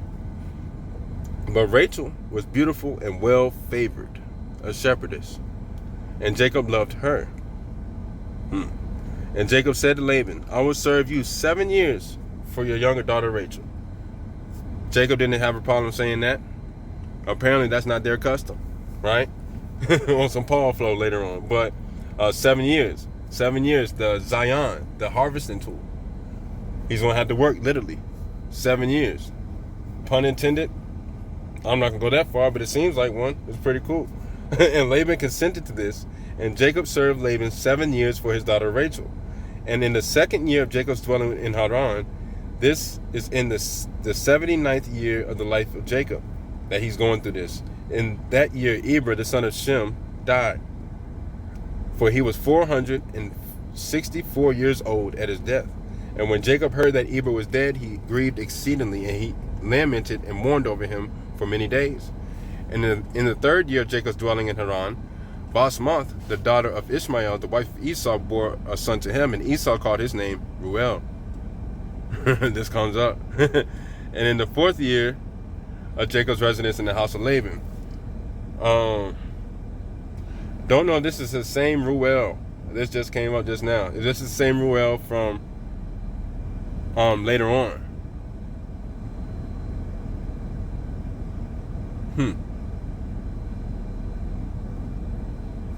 Maybe that's a good little dive in right there. I'm not gonna do that right now. And in the 4th year of Jacob's residence in the house of Laban, so now we have 4. This is Dalat. The Lord Yahweh visited Laban and remembered him on account of Jacob, and his sons were born to him, and his firstborn was Beor. So now it seems like he got blessed because of Jacob. This second was Alib, and the third was Korash or Harash. And Yahweh gave Laban riches and honor, sons and daughters, and the man increased greatly on account of Jacob. Seems like what happened with Joseph later on down the line too. Verse 20, and in those days Jacob served Laban in all manner of work, in the house and in the field, and the blessing of Yahweh was in all that belonged to Laban, the daughter, Laban in the house and in the field. And in the 5th year, Yehudith, the daughter of Beri, the wife of Esau, died in the land of Canaan, and she had no sons, but only daughters. And these are the names of her daughters, which were born to Esau. The name of the elder was Marzith, or Mazath, or Malzaith, and the name of the younger was Puith, or Pavat. And when Jehudith died, Esau rose up and went to Seir to hunt in the field as usual. Esau dwelt in the land of Seir for a long time. And in the 6th year, Esau took for a wife, in addition to his other wives, Aholibamah, the daughter of Zibeon, the Hivite. And Esau brought her to the land of Canaan. And Aholibamah, or Ahalabamah, that sounds better, conceived and bore 3 sons to Esau, Yeush, Ya'alan, and Korah. And in those days there was a quarrel in the land of Canaan between the herdsmen of Esau and the herdsmen of the inhabitants of the land of Canaan. For Esau's cattle and goods were too abundant for him to remain in the land of Canaan. 1 second, let me get my pen. I like this when this happened. I gotta look into that part. All praises. That's pretty cool. Box that in. All right. And it was too abundant for him to remain in the land of Canaan in his father's house. Right? And the land of Canaan could not bear him on account of his cattle. So, verse 27, and when Esau saw that his quarreling increased with the inhabitants of the land of Canaan, he rose up and took his wives and his sons and his daughters and all belonging to him, and the cattle which he possessed, and all his property he had acquired in the land of Canaan, and he went away from the inhabitants of the land to the land of Seir. And Esau and all belonging to him dwelt in the land of Seir. But from time to time, Esau would go to see his father and his mother in the land of Canaan. So there was always a back and forth. There was always that. Even though they didn't really like each other at times, there was always a visiting back and forth. And Esau intermarried with the Horites, and he gave his daughters to the sons of Seir, the Horite. And he gave his elder daughter Marzith to Anah, the son of Zebeon, his wife's brother, and he gave Puith to Azar, the son of Bilhan, the Horite. And Esau dwelt in the mountain, he and his children, and they were fruitful and multiplied. We already know about that. Esau in that mountain. Then we go to chapter 31. And we're going to end at right after they talk about Leah, because then they go to Rachel, and we're going to go to Rachel once we get to the Rachels. When we get to the sons that were born from Rachel. All right? On. Chapter 31. And in the 7th year of Jacob's service, which he served Laban, was completed. And Jacob said to Laban, give me my wife, for the days of my service are fulfilled. And Laban did so. Then Laban and Jacob assembled all the people of that place, and they made a feast. And in the evening Laban came to the house, and afterward Jacob came there with the people of the feast. And Laban extinguished all the lights that were in the house. And Jacob said to Laban, why do you do this to us? And Laban answered, such is our custom to act in this land. You see how that came up again? And afterward Laban took his daughter Leah, and he brought her to Jacob, and he came to her, and Jacob did not know that she was Leah. Verse 5, and Laban gave his daughter Leah to his maid Zilpah for a handmaid. And all the people at the feast knew what Laban had done to Jacob, but he did not tell a thing to Jacob. There's a lot of twisted stuff going over there, a lot of misconception, a lot of hardening, a lot of trickery, a lot of muting at the wrong point, but will have people muted later. A lot of ignoring things, hardening of the heart, so that way the righteous thing wouldn't happen, the wrong thing would happen, and they would knowingly know of that.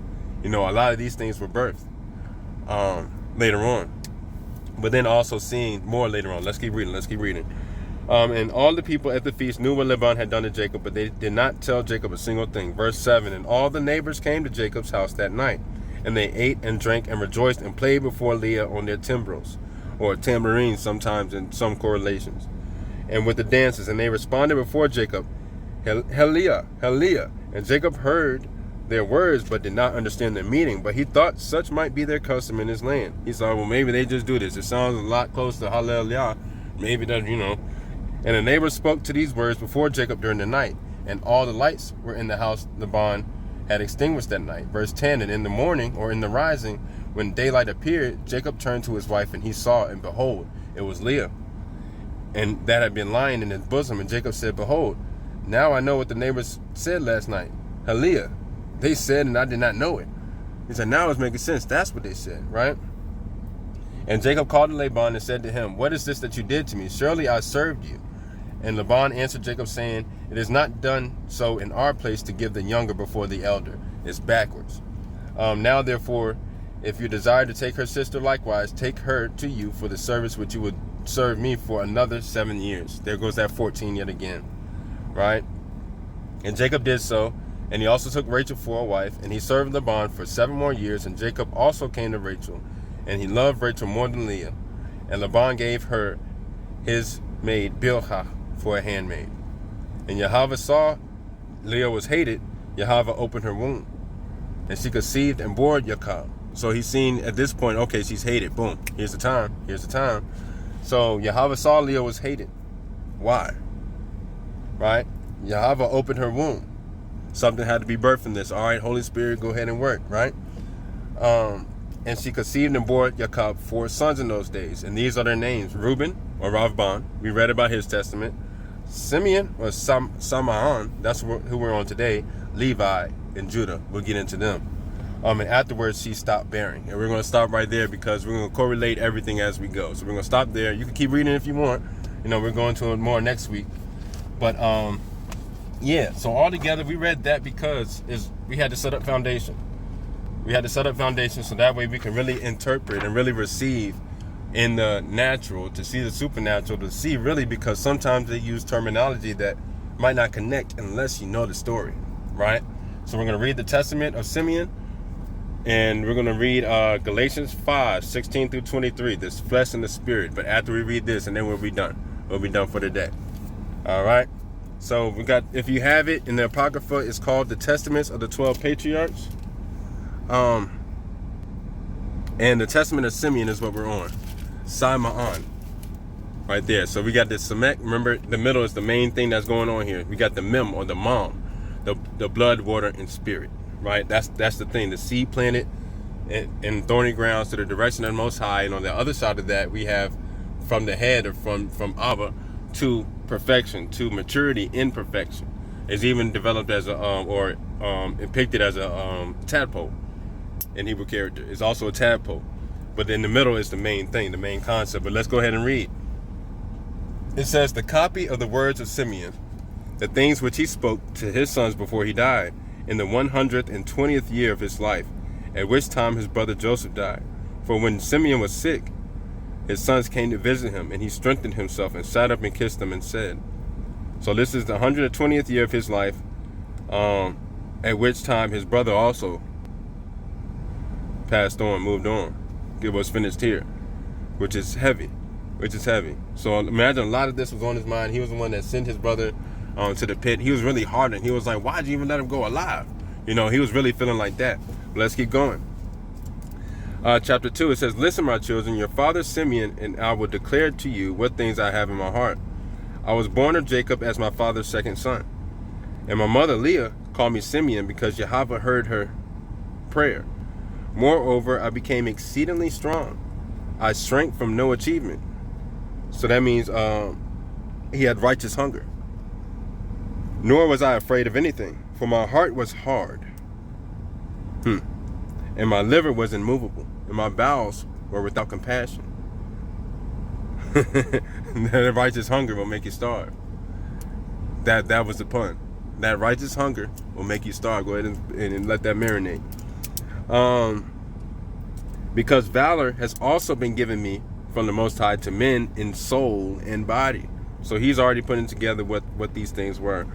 For in the time of my youth, I was jealous in many things of Joseph, because my father loved him beyond all, and I set my mind against him to destroy him, because the prince of deceit sent forth the spirit of jealousy and blinded my mind, so that I did not regard him as my brother, nor did I even spare my father Jacob. But his Elohim and the Elohim of his father sent forth his messenger. Didn't it say that in Malachi chapter 3? And delivered him out of my hands. For when I was sent to Shechem to bring ointment for the flocks, and Reuben to Dothan, where our necessities and all our stores were, my brother Judah, Jehovah sold him to the Ishmaelites. And when Reuben heard these things, right? Remember Reuben?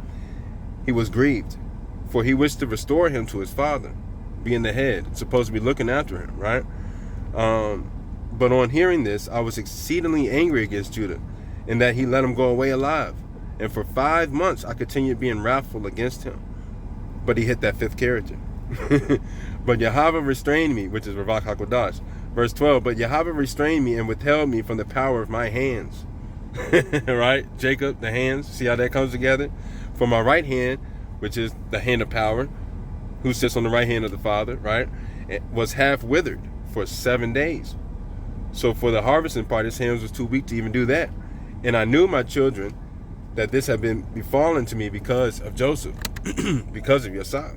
And I converted those conversations, those back and forth elevation times, and wept. And I implored Yahweh Elohim that my hand might be restored, and that I might hold aloof from all pollution and envy, and from all folly. For I knew that I had devised an evil thing before Yahweh and my father Jacob, on account of my brother Joseph, that I envied him.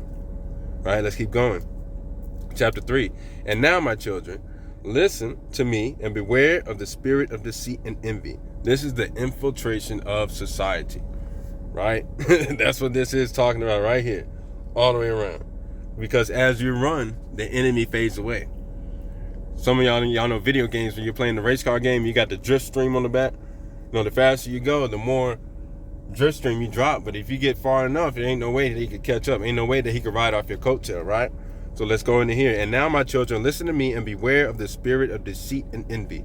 It breaks up everything. It gets you in the trance of nature, the semi-consciousness, and not the full interpretation of what really is happening supernaturally, right?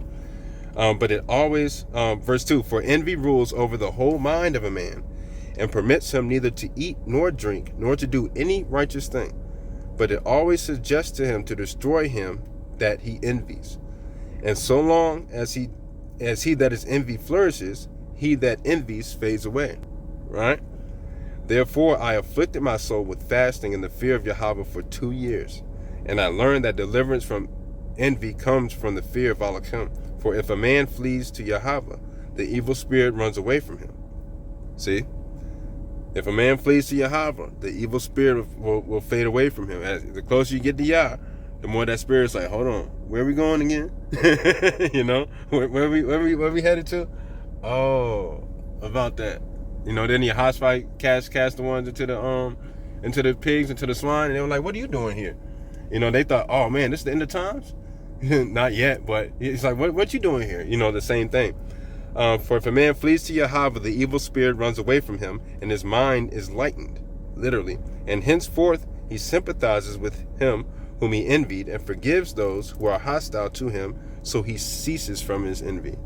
Remember that. Remember that. That's going to help out a lot. That helps me so much, I'm telling you. Sympathize with those that are struggling with the identification of envy. That's a great way to put it. They're concentrating on envy and not concentrating on humility. But if you forgive that, the envy ceases, even if it's just in your mind.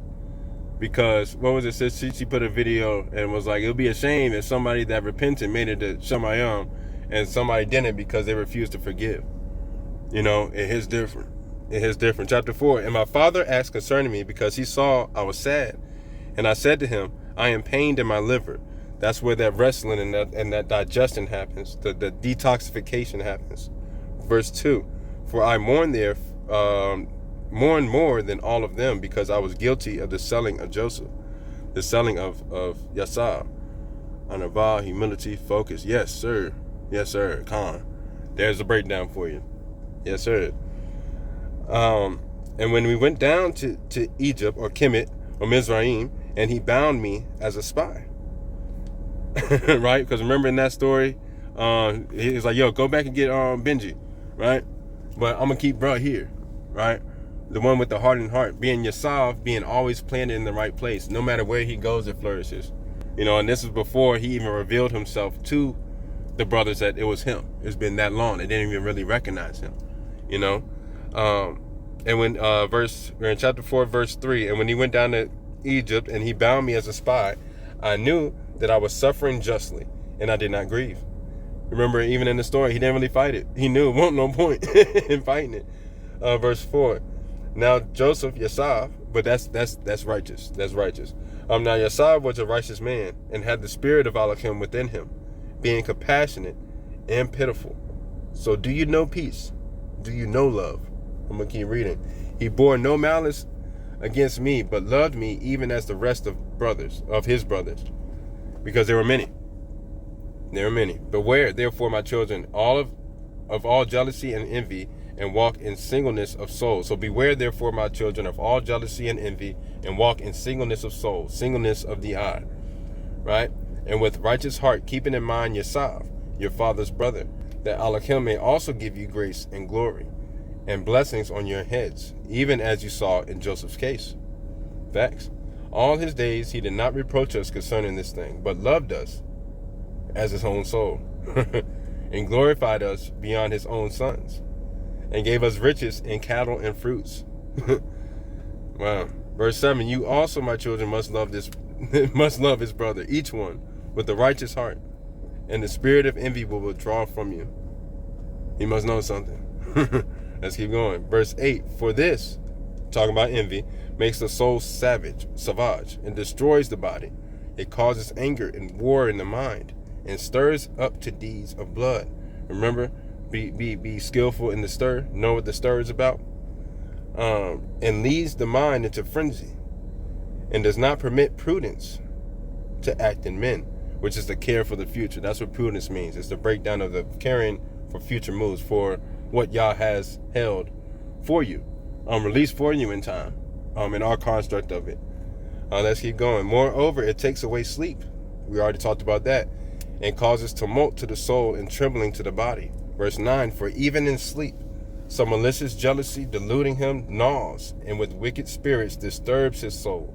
And what does that do? And it causes the body to be troubled. And what does that do? And wakes up the mind from sleep and confusion. Wakes up in the middle of the night, randomly. Don't know why. I was sleeping good. He might have just told you something. And as a wicked and poisonous spirit, so it appears to men. But the body catches that. It wakes you up, gets you alert. Not to scare nothing, not to scare nobody, but, it's spiritual. It is spiritual. But be relieved in that, to know, instead of guessing. Chapter 5, therefore, Yosef, Joseph, was handsome in appearance and attractive to look on, because no wickedness dwelt in him. For the face manifests some of the trouble of the spirit. Be calm. And now, my children, make your hearts righteous before Yahweh, and your ways straight before men, and you will find grace before Yahweh as men, as it says plenty of times. Beware, therefore, of fornication, right? For fornication is a mother of all evils, getting that eye going in different directions. Remember, it was impulsiveness, aggressiveness, and arrogance, right? Oof. Beware therefore of fornication, for fornication is a mother of all evils, separating from Elohim and bringing her to Balal. We know what that means.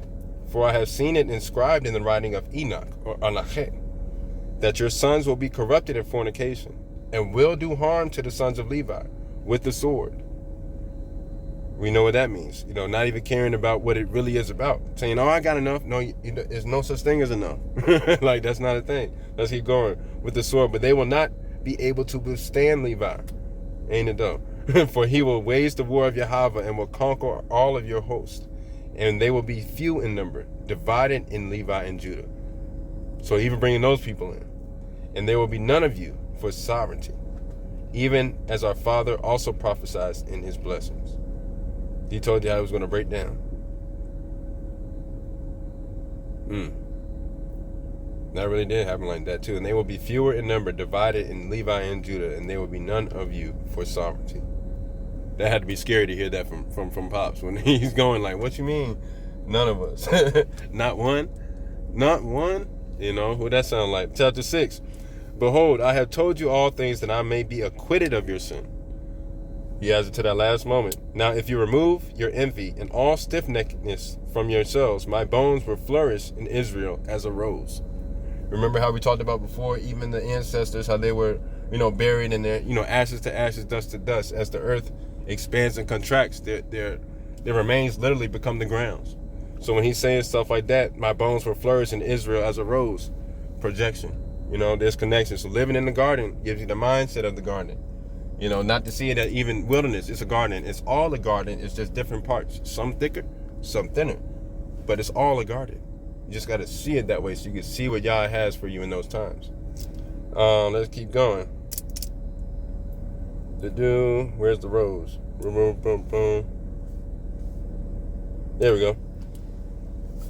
And my flesh in Jacob as a lily. So he said, verse 2, now if you remove your envy and all stiff-neckedness from yourselves, my bones will flourish in Israel and as a rose, and my flesh in Jacob as a lily. We know about lilies, a very strong flower.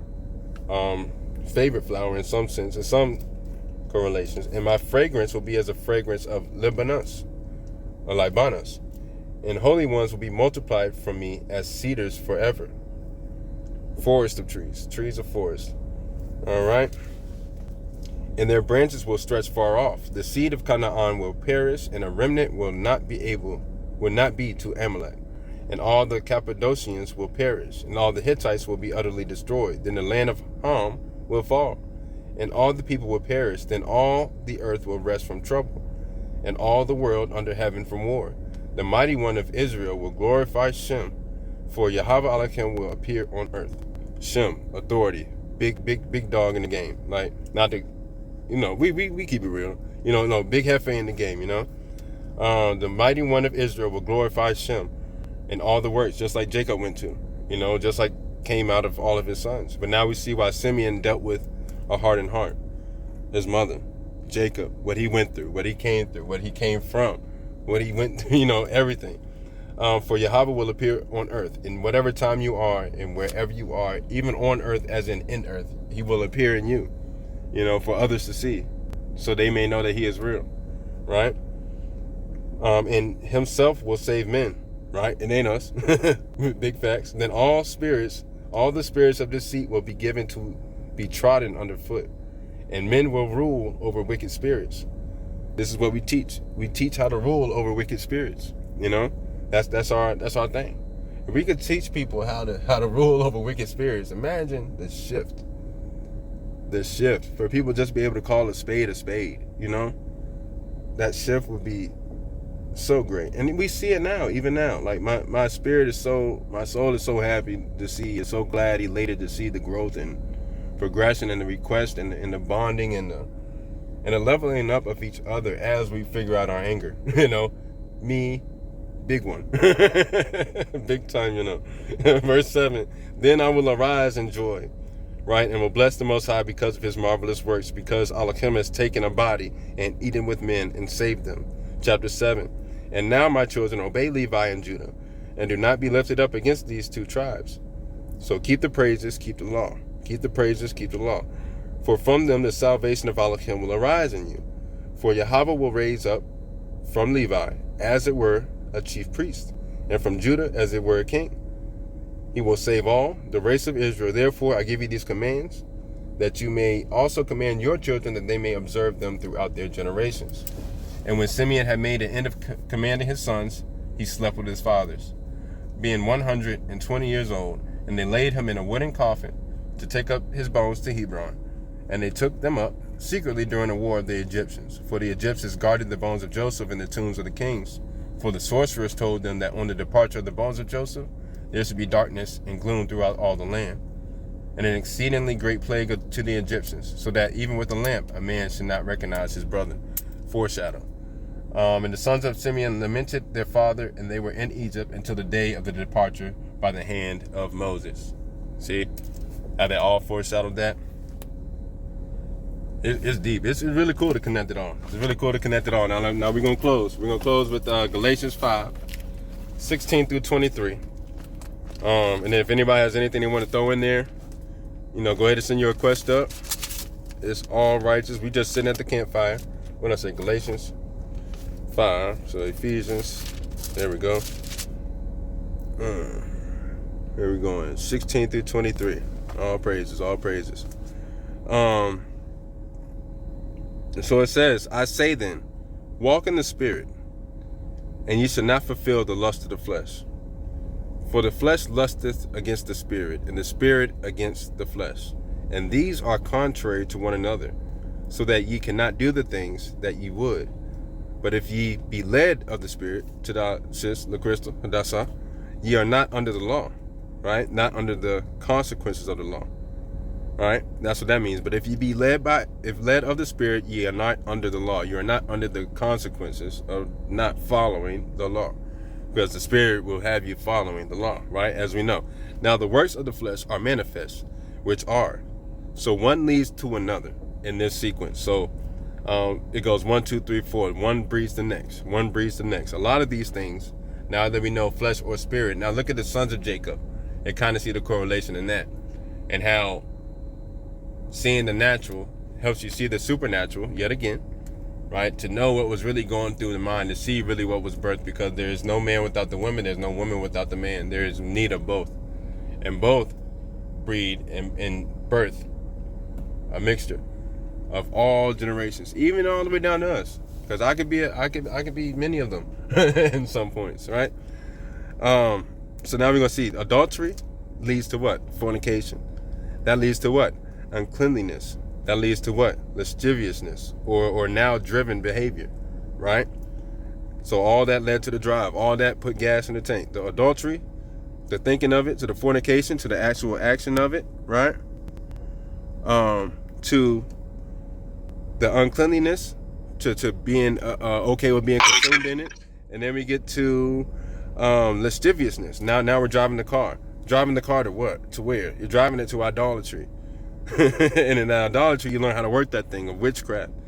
And then you get accepting of that in the heart. You get hardened. You get hatred. And then there's variance, right? In disagreement. There's variances, right? There's separations. There's, all right, this little bit gonna go here. This little bit gonna go here, you know? Emulations. Wrath, which is jealousies. Wrath, strife, seditions, and heresies, which are also divisions. So out of that car, you drive it to idolatry, and you drive it right on down to divisions, right? Then that leads to envyings. That leads to cutting off of things. That leads to getting drunk and reveling in that spirit, the wrong ones. That leads to revelings. And such like of the which I tell you before, as I have also told you in time past, that they which do such things shall not inherit the kingdom of Elohim. They shall not inherit peace. Verse 22, but the fruit of the Spirit goes like this. It goes, love takes you to joy. Joy takes you to peace. Peace takes you to long suffering. Long suffering takes you to gentleness. Gentleness takes you to righteousness. And righteousness takes you to faith. And faith takes you to meekness. And meekness brings you right on down to temperance. Against, there is no such law. Ain't nothing going to work against that. And they that are Christ, or the disciples of the Messiah, Yahashua HaMashiach, have crucified the flesh with the affections and lust. If we live in the Spirit, let us also walk in the Spirit. Let us not be desirous of vainglory, provoking one another, envying, right again, one another. And that's all she wrote for me. That's all she wrote for me. Says, what you got? What you got? I'm done. I'm done. Yeah, I be trying to take notes when you be going, and then for whatever reason, it be going in and out, and I be like, what? Right when they get to it. Hey, look, you just muted. Matter of fact, I think I might just pull something on her. There you go. Hello, you hear me? Yep, you back. Yep. Man, that's crazy. I was trying to pull my notes up. Next time I have to write them down. So, first. Yeah. Yep. The first thing that I was looking at was the idolizing, right? That idolatry that you were talking about with Laban and his daughter, with Laban and Rachel. And so it's hard to not consider those things being a reality for them, right? Because they come from these biblical times when we try to think in those spaces like back then it was biblical, they was doing this and they was doing that, but they were doing the same things we doing today. You feel me? And so when I look at those, it makes it or have it or look in that mindset as these people are me, and not to make it a very esoteric or one of those things that, you know, I am these people, but this is the idea that comes with it when you read it, because you have to see that these people go through or have gone through the things that you're going through in today's time, yet it's different, right? That consistent change. And so the fact that they were being brought up in this household, and this is what got me, because when I read it, I was like, they want to use the word when it's convenient for them. Right. You know what I mean?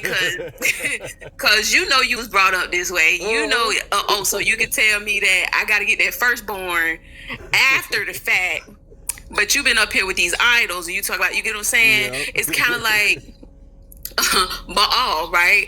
Teach me how to do this, right? You know, speak this against these people in those spaces. But this is a thing that carried on. So when he says there were giants after the flood, these were the giants that were, because against such there is no law. Sometimes in that spirit space, is so big. That's why we're battling those principalities in those high wicked places, because they've expanded. He said that the sin was multiplied. Right? And so when you look at them having those mentalities mixed in with the culture that they're supposed to be living by, this is what we get, right? That's it. That's it. So it takes you in those spaces of even idolizing, right? You're not looking at what's in your hand. You looking at what somebody else got. Come on now. So when you said Laban ain't had no sons, I was like, yo, that's correct. Yeah. He ain't had no sons. Okay? So now you're in that space of I'm probably gonna jump my notes because I have to jump out and look at them and then come back. And he said I'd be muted, so I'm probably gonna be mix my notes, right? What's going on? So we Gucci. I thought I lost you for a second. No. So when you said that about him not having no sons, I was like, yo, his sister went and had two at the same time. Wow. You get what I'm saying? She's not in that land. Right. She's out of that land. But the land has followed her. So the atmosphere of that land has followed her because she's teaching the ways. Come on. We're talking about the man being without the woman and the woman being without the man. You have Laban, who his wife is. You know what I'm saying? Yeah. We just read that. But you have your sister who is of this culture, y'all, still dwelling. This is why the land is important. Right. Exactly. Because you take on the spirit of that land. It's going to be hard to stand in a land. He said, be in the world, but not of it. It's going to be difficult. He said, they hated me first. I'm going into a place that don't stand with me. It's big. It's bigger than me, but I'm biggest. I'm largest. You know what I'm saying? The biggest. So everywhere. So right. So everywhere my foot tread. Right. Everywhere my foot tread. So now you have Rebecca, who has taken on the ways, or she's gone into a new land, and even being in that new land, she's taken those ways with her. Now Rachel. Okay, we have that Rebecca, that Rachel, that Resh, that head, right? So she's left. Rebecca has gone, and now she's with Isaac, right? Isaac got the blessing, right? So she's attached to the blessing. Come on now. They already showed a division amongst those children, even though they came out the same. There was a favoritism being shown. So I'm going to go back to, you were talking about Esau and Jacob. Now, Genesis, I ain't going to take up, I promise you, I'm trying. You do your thing. I'm telling you, listen, listen, in Genesis, it talks about what type of man Jacob was, right? Okay. Yeah. He was a plain man, dwelling of tents, one that dwelled of the tents, right? So it sounded like he been in the house. Right. You know what I mean? Yep. It sounded like he was all up in the house. Right, because you know he be cooking it. You know what I'm saying? Yep. Let me not. Hey. Let me keep it PG for the public, right? He been in the house cooking. Yeah. Right? So now we have someone that has been favored by the mother because there's a type of spirit being exhibited of this land, which is Jacob. Right? So when we dive into that Jacob and him being a plain man is one that is I think TJ said it earlier, like that there's a perfection of some sorts, or it's a wait, I can't go back into it. I'm trying to remember. I be trying to take in so much. Right, it be so moving. when you have Jacob, walk who with has standards cooked, instead of being influenced by politics, type of thing. I think that's what you're talking about. Yeah, the standard of the thing, right? Yep. So if you go into the blue, the oh my goodness, I'm excited. I gotta breathe. Let me calm down. Let's have 4 seconds in, hold for 4 seconds. Yeah. So when you go to Strong's, right, that plane is 8535. Okay. And it talks about those things because he's supposed to be upright and righteous. So this is the bringing up, or the let's say the man without the woman, woman without the man. Okay. That's the spiritual side of those things. So if he comes out and he's depicted as a trickster, who's going to believe him when he stands upright? So now he has to go through this transformation of having his name, his authority, his shem to be matching of the spirit, right? That authority and power matching. When you have him out there cooking and his brother comes in, he says, hey, let me get that.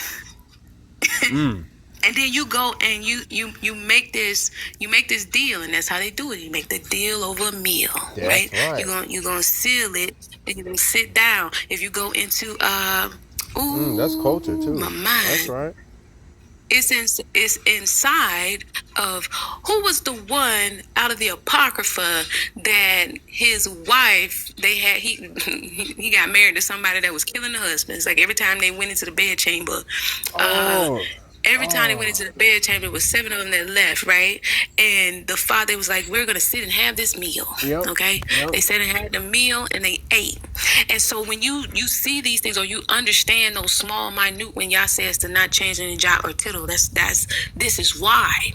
So he did not necessarily get swindled out of it. He might have just thought, hey, whatever, That's whatever, right. guy. You feel me? This I'm hungry. I ain't really playing like you playing right now. This is life or death. I need a meal. Yeah. You know what I mean? Like, let me get that. He said, I'm trying to eat. Yeah. Right? Let me get that. He's like, whatever you want, just give me a plate. Right. Right? Yeah. So when it comes down to it, he has just agreed, right? That's because and even if we talk about the things in today's time where we talk about don't eat everybody's food, right? Because there's a thing that, I wish, Crystal, you can't eat everybody's food because you don't know what they cook with. You understand? Oh. When Yah says that he's the bread of life, even in the testament of Job, because we're going to get there too, even in the testament of Job, when the adversary came and said, give me some bread, and Job cooked him some burnt bread. Okay, he gave him that burnt bread, and the servant or the keeper of the house was like, how you gonna get that man this burnt bread? Let me go make him some bread. She went and made him bread, and the enemy knew that was the bread that was for him because it was cooked. And it was cooked well. He knew that wasn't his portion. So then he went and said, you know what, spaz out, go about your business, right? He crashed out and did his thing. But when you have people that eat of the food, then you are nourishing the belly. What sits in the belly? The soul, that intuition, that you surely you love me if you fed me. Right? To the heart. To the heart. You get what I'm saying? Yeah. So when you take these things to heart, and then now you taking on everything that comes with that, not just the blessing. Because when you get over here with Laban, you got to do your due diligence, my boy. Get on out here. You know why Rachel was so attractive to him? Do you know why? He had just received this inheritance, right? And I am a plain man. I be in the house. I got all of this flock. I got all these shepherds, all this stuff that my pops just gave me. And I don't know what to do with them. I don't even be outside like that. The whole time. Look, I don't know how to do that. So now you have a woman that's coming up that look real good because guess what? She can show you a thing or two. Right. She gonna help you meet. She gonna help you meet that responsibility that you just put on your back because you wanted the reward. You wanted what you wanted first instead of learning how to maintain it. And y'all said keep. That ain't. That ain't a one-time thing. You gotta learn how to keep that thing. Okay? Right. So even in those things being attractive to him, it was attractive to him for a purpose. Because he was in that purposeful mindset. Now guess what he learns from Rachel? Okay? Right, let me get it together. So when you have Jacob who has to work to get what he wants, right? And a man that's willing to do the work. Okay? He's used to being in the house, but he's willing to do the work outside. But you forgot that you still in this culture. Because you've been trained by the spirit of the mother. Okay, you've been trained in that space of, hey, let's go get what we want. I'm gonna go for what I want. Uprightly, he goes and works for that thing. But what he fails to realize is there's still order to desire. Not to the left or to the right. There's still an order to that desire. Yeah. So now you have someone that we talked about having that tenderness, right? Someone that's tender in spaces. And we could talk about the eye portion of that, countenance of it, that thing that was for him in the first place. Because essentially that's what Jacob is. Jacob was tender when it came to listen to it now. Jacob was tender when it came to being outside. Jacob was tender when it came to these animals. Jacob was tender because he didn't even, you know what I mean? You're not used to that. You ain't outside for real. You ain't for the streets. Right. And so when you have someone that is like Rachel, who has been in the house, who is tender, you might not want that. But you know. Okay. but Yah sees fit. You get what I'm saying?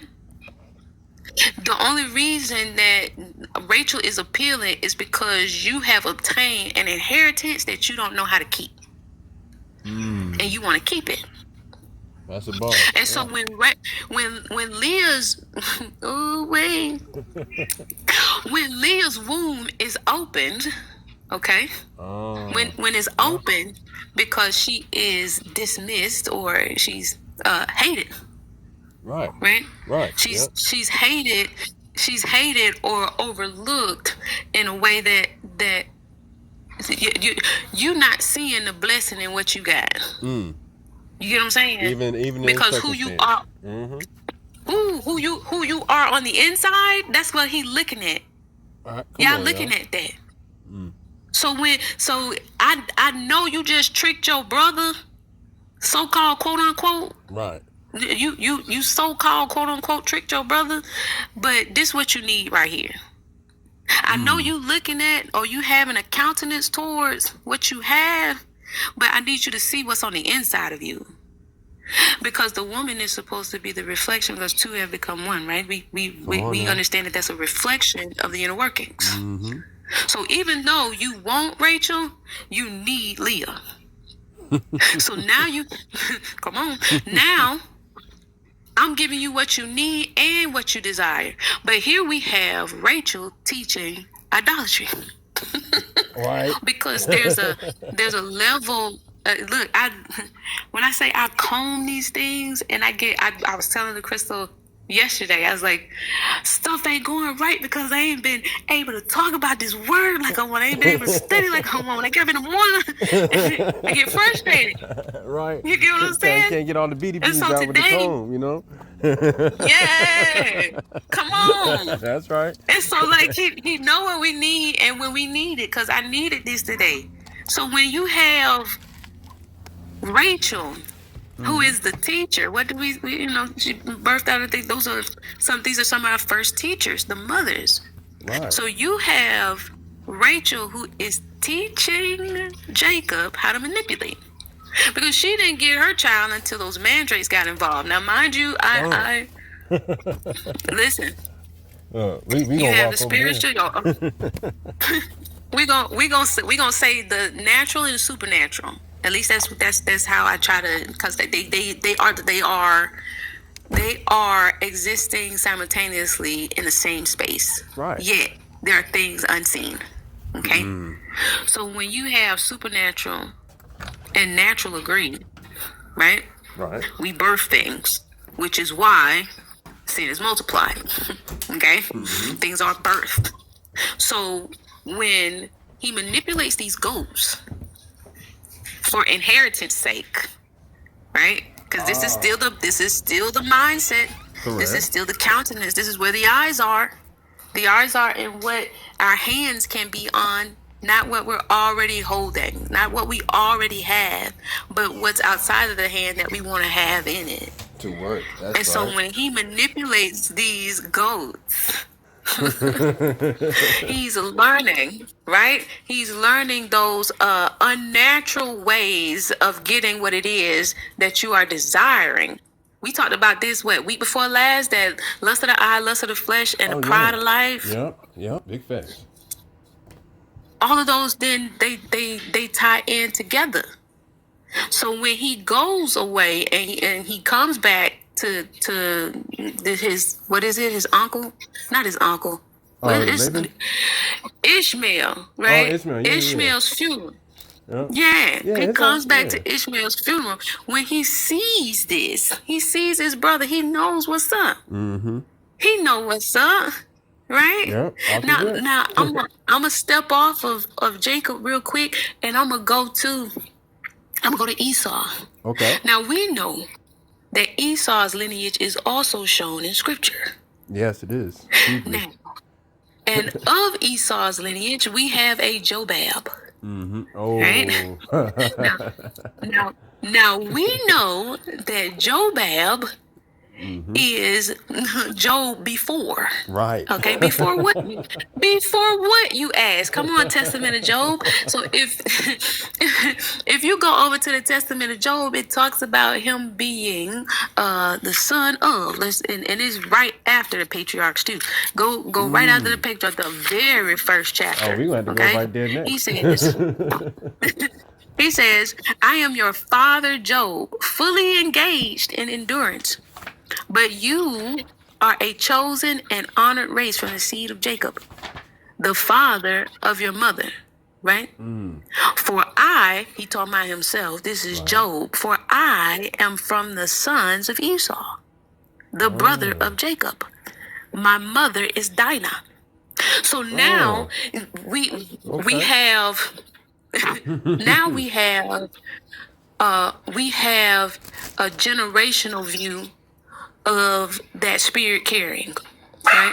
Now if we gonna read, if we read Job, we gonna see what Job did and what was accounted to him as being faithful, right? Yeah.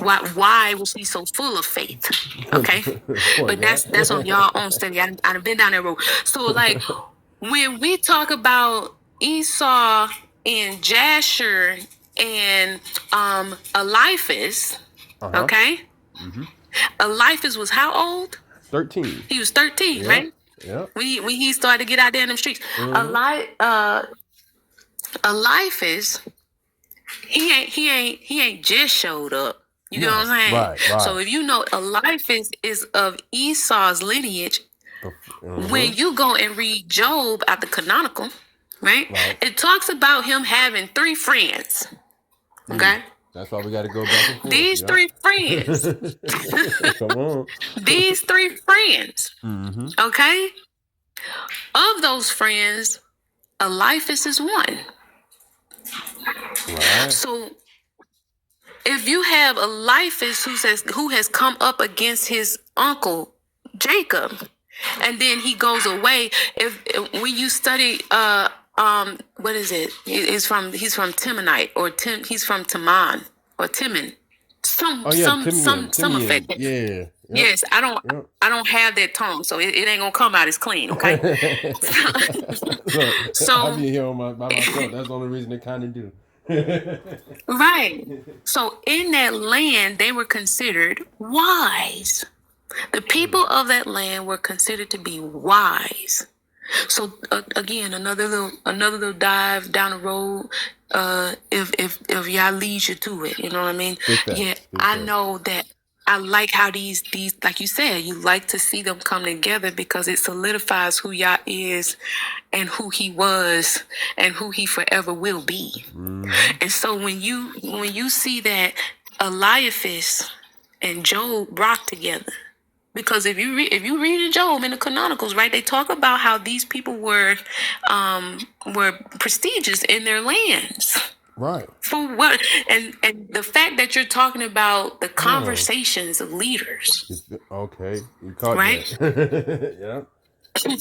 Right? Yeah. Job, the most faithful. What's needed to be a leader?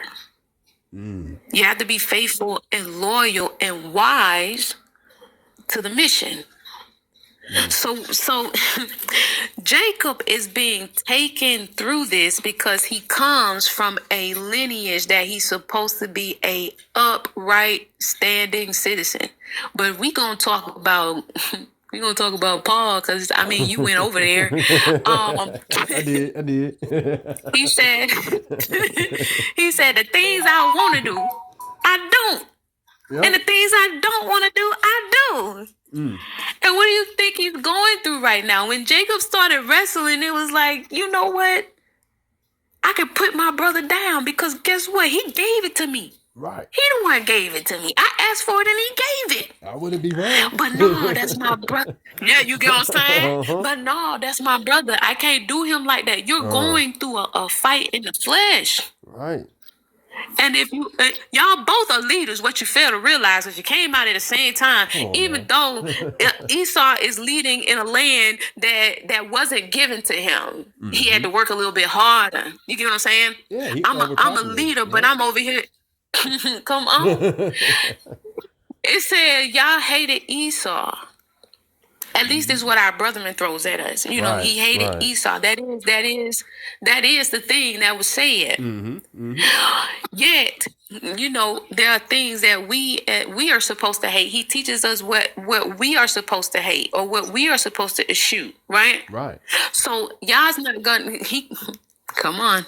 If we know him like this, he doesn't change. If you know, you know. The same.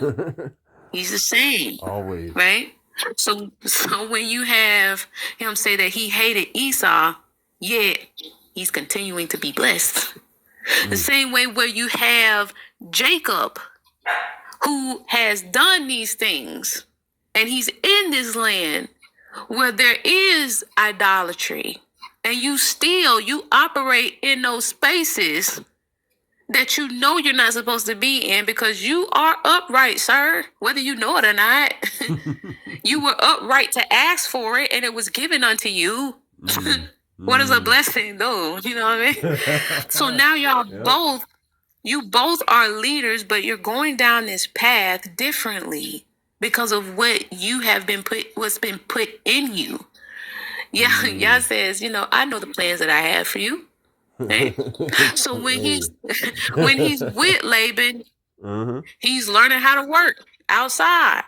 He's learning how to get it in the dirt. Oh, but what you also are learning, what you also learning is some stuff that I ain't teaching you, right? You letting idolatry teach you.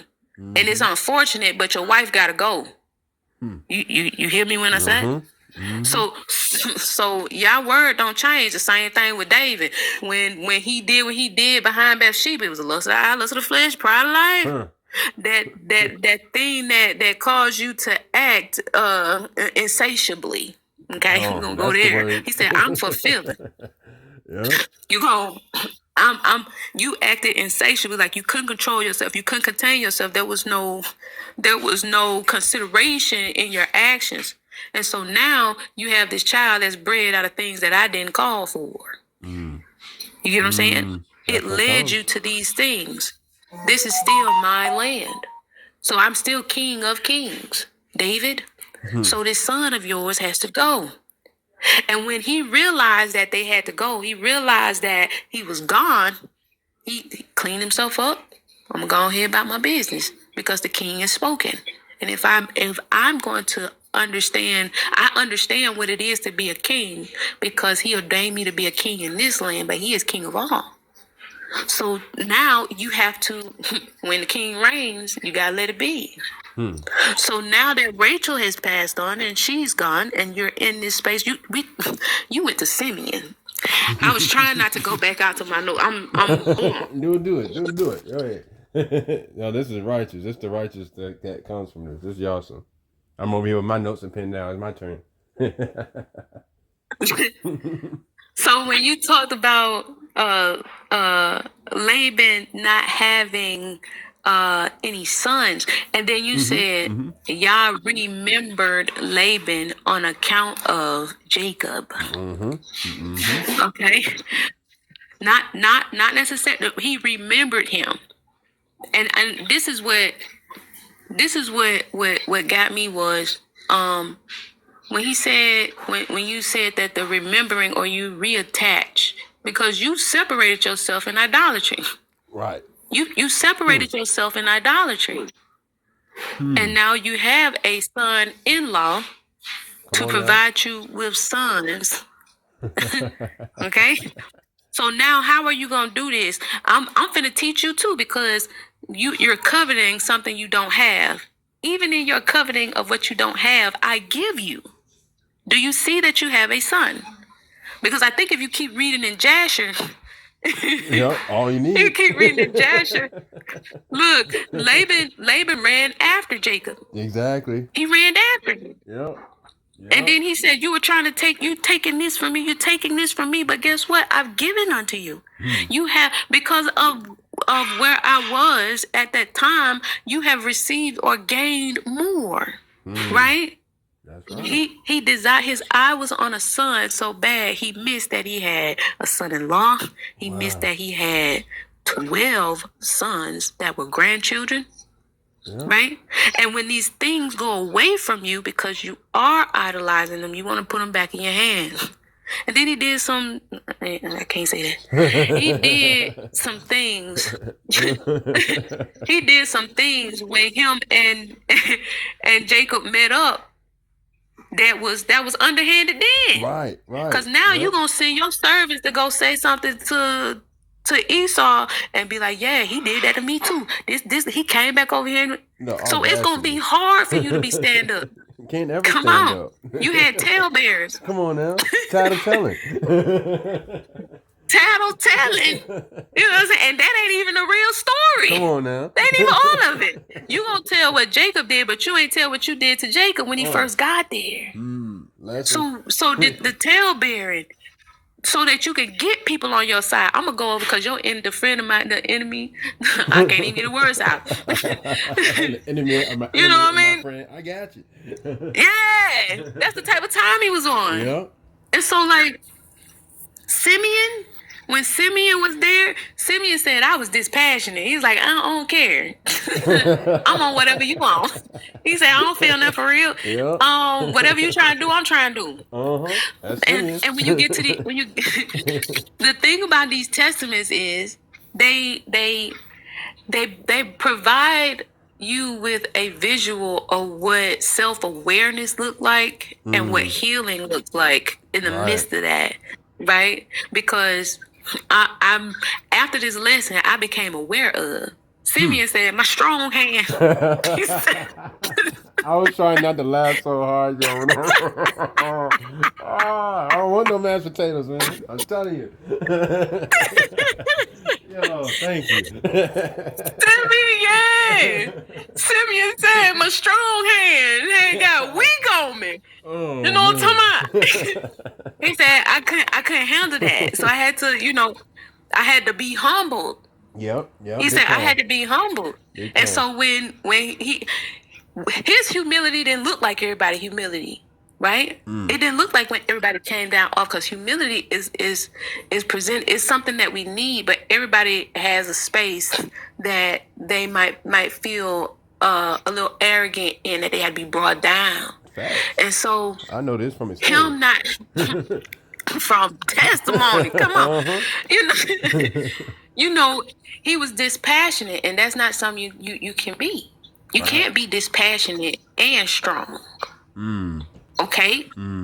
You can't be dispassionate. You have to have a heart for something. You have to have a heart. That's how Saul got caught up.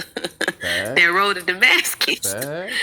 So now I gotta make you feel it. I gotta make you feel it. Simeon wasn't feeling it. And he was ready to. Where we going today, bro? We drawing this sword, right? When you keep reading, he was like, my brother was with me, and he had to, he had to tap me on my foot real quick, because he know I'm about that life, and it ain't enough for me to draw mine. You get what I'm saying? Even in front of Joseph, so he had down the line, even in front of him. So he had to be humble in his emotions. He had to be humble in those things, because, some people feel, flights over feelings. We ain't catching feelings over here. But you have to feel. Yeah. Feelings belong to Yah. You feel that way because your body not your own. And so when you have these feelings, it's supposed to be for you to take them to Yah so he can explain to you what to do with them. You're not supposed to be dispassionate. We're not supposed, because those things can harden the heart. And the heart, when you get hardened in your heart, it's like stone. Stone is strong. They don't pass you have to have you got to have a tenderness. Okay? And so, like, let me go back to my notes. Okay, there you go. Oh, praise him. But you know, Simeon had to be his dispassionate flesh had to find compassion, had to die. His dispassionate flesh had to die so that he can have that compassion in his heart. It had to live. And so it had to revive that heart. He had to have a heart for his brother. Because that envy was, you know what I mean? It had to be in And so these things are bread. They're bread. And so like I'm still reading and I'm still looking over stuff because I think the next thing was how Eliphaz and Job got on that type of time. You get what I'm saying? Because they were questioning him, right? Eliphaz came and rebuked them. This is wisdom now, essentially, quote unquote. Right. Because he's like a king or a leader in this land that is considered to be wise. So wisdom has come to meet you where you are and going through. This is Job. And so like how these leaders talk to each other. And it's behind closed doors because they sat up there and they had these moments because we trying to figure out what's going on, Job. Right. Why you looking and going through what you're going through? You sure you've been sacrificing like you're supposed to be? You know, we ain't been even gonna take your word for it or whatever. Right. You know what I mean? Right. But if you right. So when you keep reading in Job, or if you read in Job at comparison to the testament of Job, Job was like, hey, me and y'all had already talked about this, and I was 10 toes down in it. Y'all ain't gonna get it, y'all ain't gonna understand it, but I appreciate y'all coming over here to rock with me for a little bit. But ain't nothing changing over here, party. Yeah, right. Yeah, I'm gonna take it on. I'm gonna take it on in the flesh because he already told me in the spirit. Yep. And so, like, yeah, man, I enjoyed the day. I really appreciate it. I was struggling this week. I'm grateful that he gave me this rest. Thank you for leading it. You know what I mean? Because it'd be difficult when you actually get on hands with things that gotta be done. Yes. And I'm telling you. I think for me it's like I'm used to spending that time with him on a consistent basis, reading these books and taking my teas and doing those. Like I'm used to that. So when he shifts my work, it doesn't take away that I'm not doing that. I guess, I hope I'm not making an idol out of it. The things that, like I know he walks with me, Right. but I be wanting to give him these books. But we read, and so you know? when I don't get in them, I feel out of place. But he said, I'm with you, because if somebody come up to me and start talking to me about something, I can refer to these books because I place them in my heart. My grandma told me a long time ago. I was leaving off for college, and she said, here, she gave me my personal Bible. She bought me one and gave it to me. She said, read it every day, because it's gonna come a time where it ain't gonna be in your hand and it need to be in your heart. And so, like, you know, I don't be going nowhere. I try not to, because I like sitting with these books. But what's the good of having this book and this knowledge if I'm not gonna share it, or if I'm not gonna go out there with it, right? Like Paul said, what's good of the gifts if you have not love? I got love on these people. So yeah, you give me a chance to be in them loving spaces, because during the week I be like, help me. Let me stop. I love y'all. I'm gonna get off this little soapbox, and I appreciate you. Praise y'all. All praise to the Most High Yah for allowing us to get together and do this thing. Message. Message. I'm telling you. That's y'all. What's going on, Big Brother? I heard your voice. Oh man, I'm right here. I was gonna say I don't even know if we even need a song. We could, man. I'll play one if y'all want to, but man, it's up to y'all. Either way, but yeah, that was a great one. That was one for the books right there. That was a great one. Yeah, I got and we the last one standing. That's crazy. Oh no, that's what I'm saying. Like it's more in here. I seen it as they come in. So I don't know why they reflect numbers like that, but you know, I guess for those that care, to distract them from doing their work, you know. But I'm trying to tell you, because you see how it just pushed through. No matter how many it was just. Yeah, man. That's it. No matter, yeah. That's it. It's okay. Let them do what Tell, they do. tell us. It's recorded anyway. But yeah, all Man, what praises. you said. What All you praises. said, like, that's what I tell somebody, it was a couple people texting me saying why they couldn't come. I didn't even leave out to go check. I was like, I get back to them at the end and tell them, it's recorded. Never feel a way about it. If you really, feel a way, it's recorded. Yeah, that's it. It's never a problem. Never there. It's always there. It's always there. But it's just grateful that people are hungry, though. I'm grateful for that. People be hungry, Big con, baby, really. Big con. Yeah, Big con. we gonna pray it out, though. We ain't gonna. I guess ain't no need to play a song. I'm not feeling led to, unless you want to. But. No, I was gonna say, man, we hit that one on the head. For some strange reason, if I gotta line up, you already know we don't gotta ask me. But I wasn't given anything, so even if I was gonna have to go searching for it. We like to be led. So yeah, no, man, that was. Hey, yeah. I'm ready when you are. Yes, sir. I'm ready when you. Oh yeah, Shantae, I think because I put my phone on do not disturb when I go through and do this, so I think maybe sometimes like I'll be getting phone calls, I'll see it come up in the top because she was like it was going out for her in and out, and I don't be on Wi-Fi for that reason, and I put the quality on low so it goes smooth. But I'll get calls sometimes too, even with do not disturb, but usually it doesn't do anything. But as these things go, you got to be flexible. We got to be quick. Be quick with them things, So there's more than one way to skin anything. You feel me? So praise y'all for the I just told your nephew that the other day. Big con. That's it. That way. But we gonna let it pray it out, and we gonna enjoy the rest of this Shabbat. And grateful for y'all. Thank y'all for coming through to this campfire on this journey as we walk on these lives in our ways and things like that. But to have time to come through and fellowship. No matter what, to be hungry for it. And every time we search for him, I mean, that's the biggest reward is to be able to see and know that, we're searching for him and he knows that. So therefore he bends his ear. And he's always watching. But as with that being said, we're going to go ahead and pray. Yahweh, I see the way you set that up. And I'm grateful for you bending your ear to the ones that do seek your face and try to not hate. And that's one thing we've always tried to be on. But we realize what this is. We want to find a way to love. We always want to find a way to love. And in those times where it's hard for us and our heart does get hardened, in advance we ask you to release that the provisions and the pre-serving that you already are so yasam at doing to be there and ready for us, so that we're able to see it. We're able to see the signs and the times for confirmation.